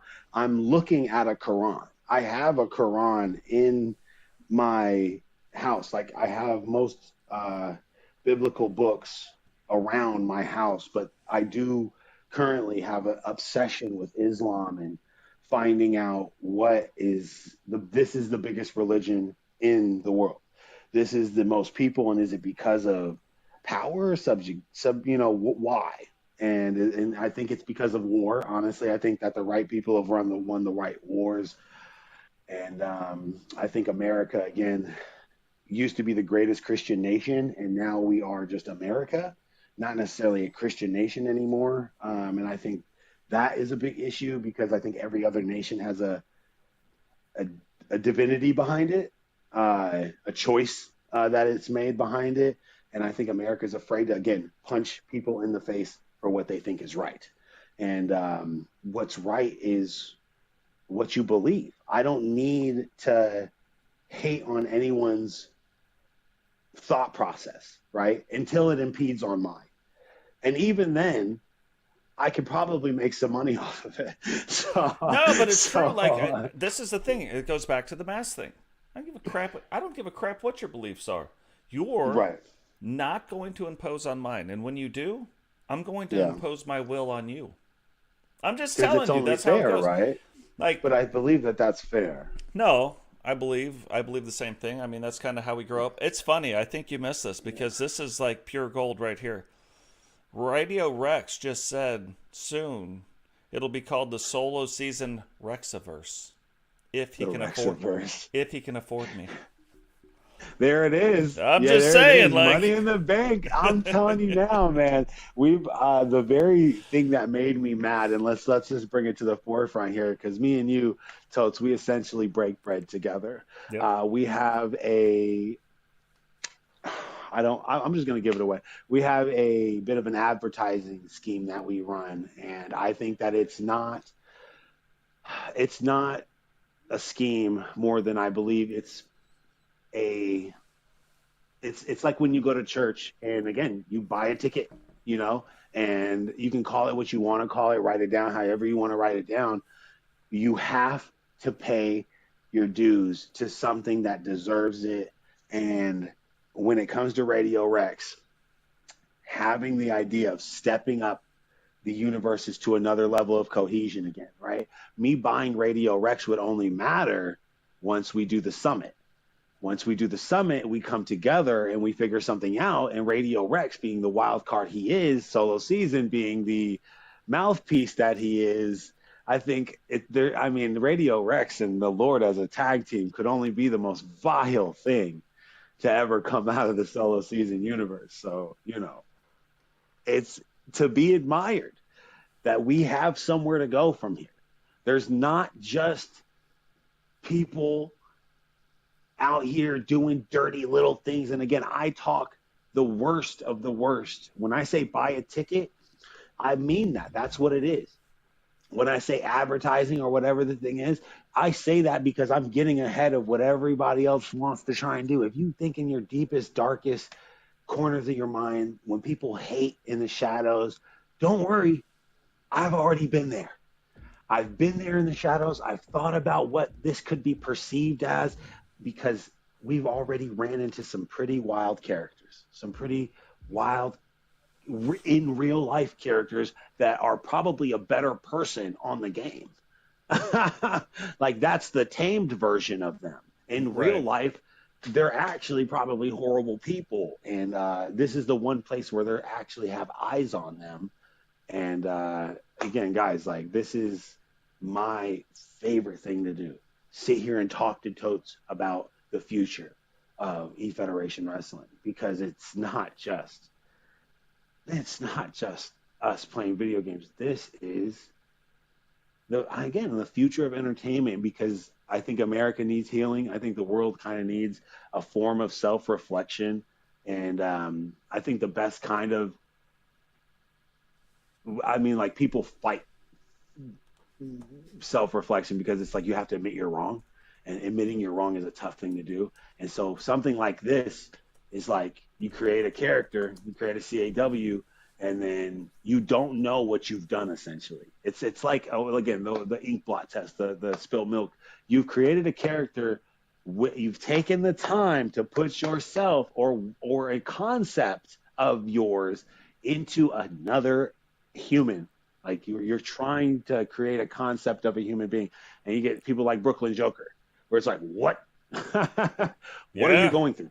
What are you going through, bro? It's okay. No, it's okay. You can still come and wrestle. Great guy. Digital Dogs, again, it shows who he is. There's a lot of pieces of him. Like, maybe there is kind of like a breathing issue that he's dealing with in real life that translates over to what's going on. Maybe he smoked some cigarettes, got a little heart problem. I don't know. I'm not wishing any ill on people. I'm just poking and prodding at the theology and the kind of like the therapy aspect of it, the human aspect of it. The word's kind of like losing my mind right now. What do therapists do? Anyway, I'm kind of like losing my fucking mind right now on this. But again, it is just one of those moments where I am interested in the human brain. Walter Johnson, again, still one of my favorite. Big Willie, Hollywood, Ron Corleone, all Therapy. these people have put therapy. Yeah, therapists do therapy. Man, you said it, and I was like, yo, what is wrong with us? Listen, so I love the therapeutic aspect of it, because even though you get to see people break down, like, you see people essentially break down in the comments the way they would during a confrontation, right? So it's like, oh, that exposed a lot of truth of you. That exposed a lot of you. And so, and the best part about it also is written down. It's black and white. You can't take it back. So it forces you to think, hey, before I write this down, I don't want to get punched in the face. And I just want to tell you guys something. Everyone who thinks they're going to retract a comment during a live show, dude, stop. We can just rewind the show, right? Like, guys, listen, what's wrong with you, man? I love you guys to death, man. You put the comment out there, and I see people taking comments back like people can't just rewind 30 seconds and look what you posted. Listen, guys, I love you to death. Just, stop it, man. Think about what you're doing, okay? Think about what you're doing there. Yeah, no, that's funny too. But guys, it was going to be a 2-hour stream, but we get to talking, and this is what happens with me and Blaze. It happens with me and Solo. If I call these guys on the phone and we get going, next thing you know, my wife is like, "Who are you talking to?" And I'm like, right. "What do you mean?" And I look at the conversation. I'm like, "Oh man, I've been on the phone for 2 hours." I was like, "We should have been That's what we streaming needed, this." man. Nah, it was definitely. It's finally come to a huge head, man. Where this is good. Like, we should do this a lot more. I hope Blaze and you guys who have the capability to kind of put the summit on. Again, I'm still I'm working off the PS5. You guys know my situation. You guys are the dogs. You know what I mean? You guys are the top dogs. I say that all the time. Once that goes down, I think this is amazing, dude. Like, what we did today. I'm gonna rewind, listen, because we've had such a long conversation. But I appreciate you bringing me in, and anytime, Toads. Oh yeah, no, I love it. Like I say, Blaze says this, I say this. I've heard Solo say it too. Like, I learned from both of these guys. I learned from everybody. Like, I'll watch other streamers doing stuff, and I'm like, man, how could I take that, make it my own? Like, I don't want to make it this one thing, but the initial idea was great. How do I make it mine, and then make it WCW, and then how do I present it? Like, it's two different things. Like I got the Wrestle War thing. I know that was a thing in wrestling. I get it, but the Wrestle War to culminating at the Battle Bowl was an old WCW concept. Not those two things; those were two separate ideas. But then watching Blaze put on the thing where they're going through and doing the faction, doing the faction wars and doing the stuff where and having the medallions and stuff. And I'm like, oh, I love point systems. Yeah. So, developing this and how it went along, so I get that stuff. I watch storylines of Solo. I love, again, I got to give credit where credit's due. You are a gold mine when it comes to new people to the E-Federation universe, right? Maybe I don't 90% of the time if I say, hey, if you like what I do or whatever, I'm like, I'll probably send them to you first. And then I'm like, oh, you do the same thing he does, but different. I'm like, yeah, I'm a little different than him, but you have the ability to draw new people in and keep them because of your creation that you've made, right? What your stream is. Bringing people in. I just want to see me and Bret Hart fight. It's like, I want to see me and Sid go at it because I'm such a mark because that's what I was. That's what I grew up doing. You create your character for WCW versus NWO, and then Jay Savage was. I didn't know who Jushin Thunder Liger was back then. I didn't have. I didn't really know. So I would always delete him, not delete him, but you had an edit feature. And that always turns Jushin into me. Yep. And it was like, this call creation thing has been going on forever. The manipulation of the sliders in the game has been going on forever. But your game, I think, epitomizes that. Whether you've really watched wrestling your whole life or you haven't, and you're just a video game lover, you go to CW Totes, boom. Oh my God, wait, I can fight him? Oh, and a dude's doing commentary over the top. Oh, and other people are actually engaged in watching because he makes it matter. I don't know how he does it, but he makes me want to watch it. And it's like, again, I got to give you props where props are due, man. What you've created over there with the wrestling, again, like you said, making multiple things collide, not just things in real life, like people wanting to see the Hulk Hogan versus Ultimate Warrior fight, right? Ric Flair going up to a different territory to go take on, a different champion in a different territory. So you can create that within your own universe, and within your matches, you can create that. And that's what I think it's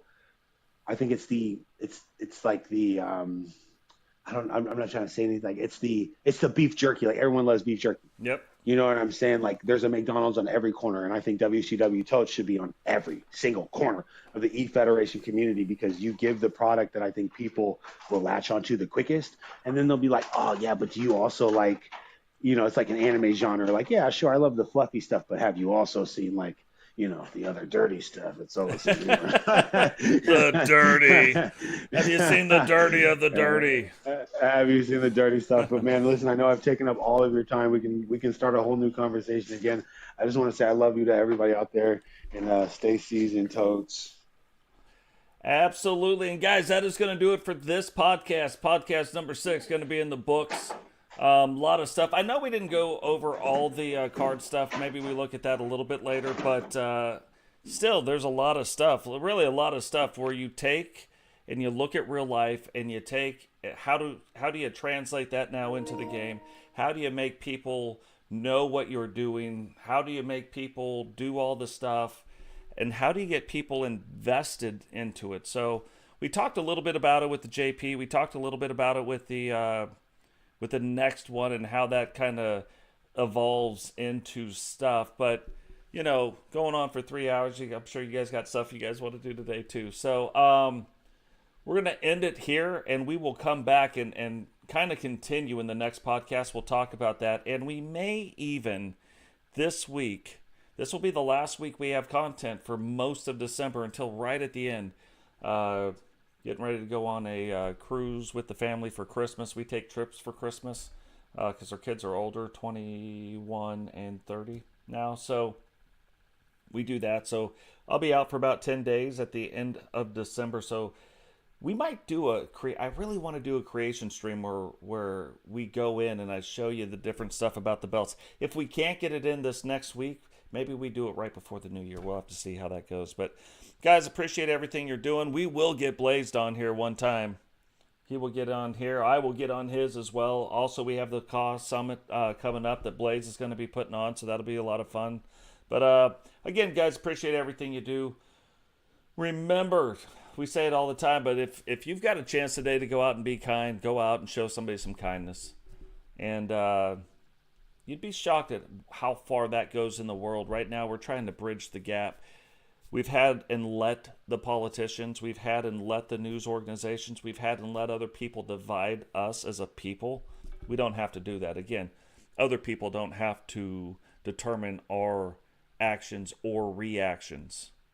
You've got the power to do that. Don't give that power to other people. Love all of you guys, and we'll catch all of you in the next one. Peace.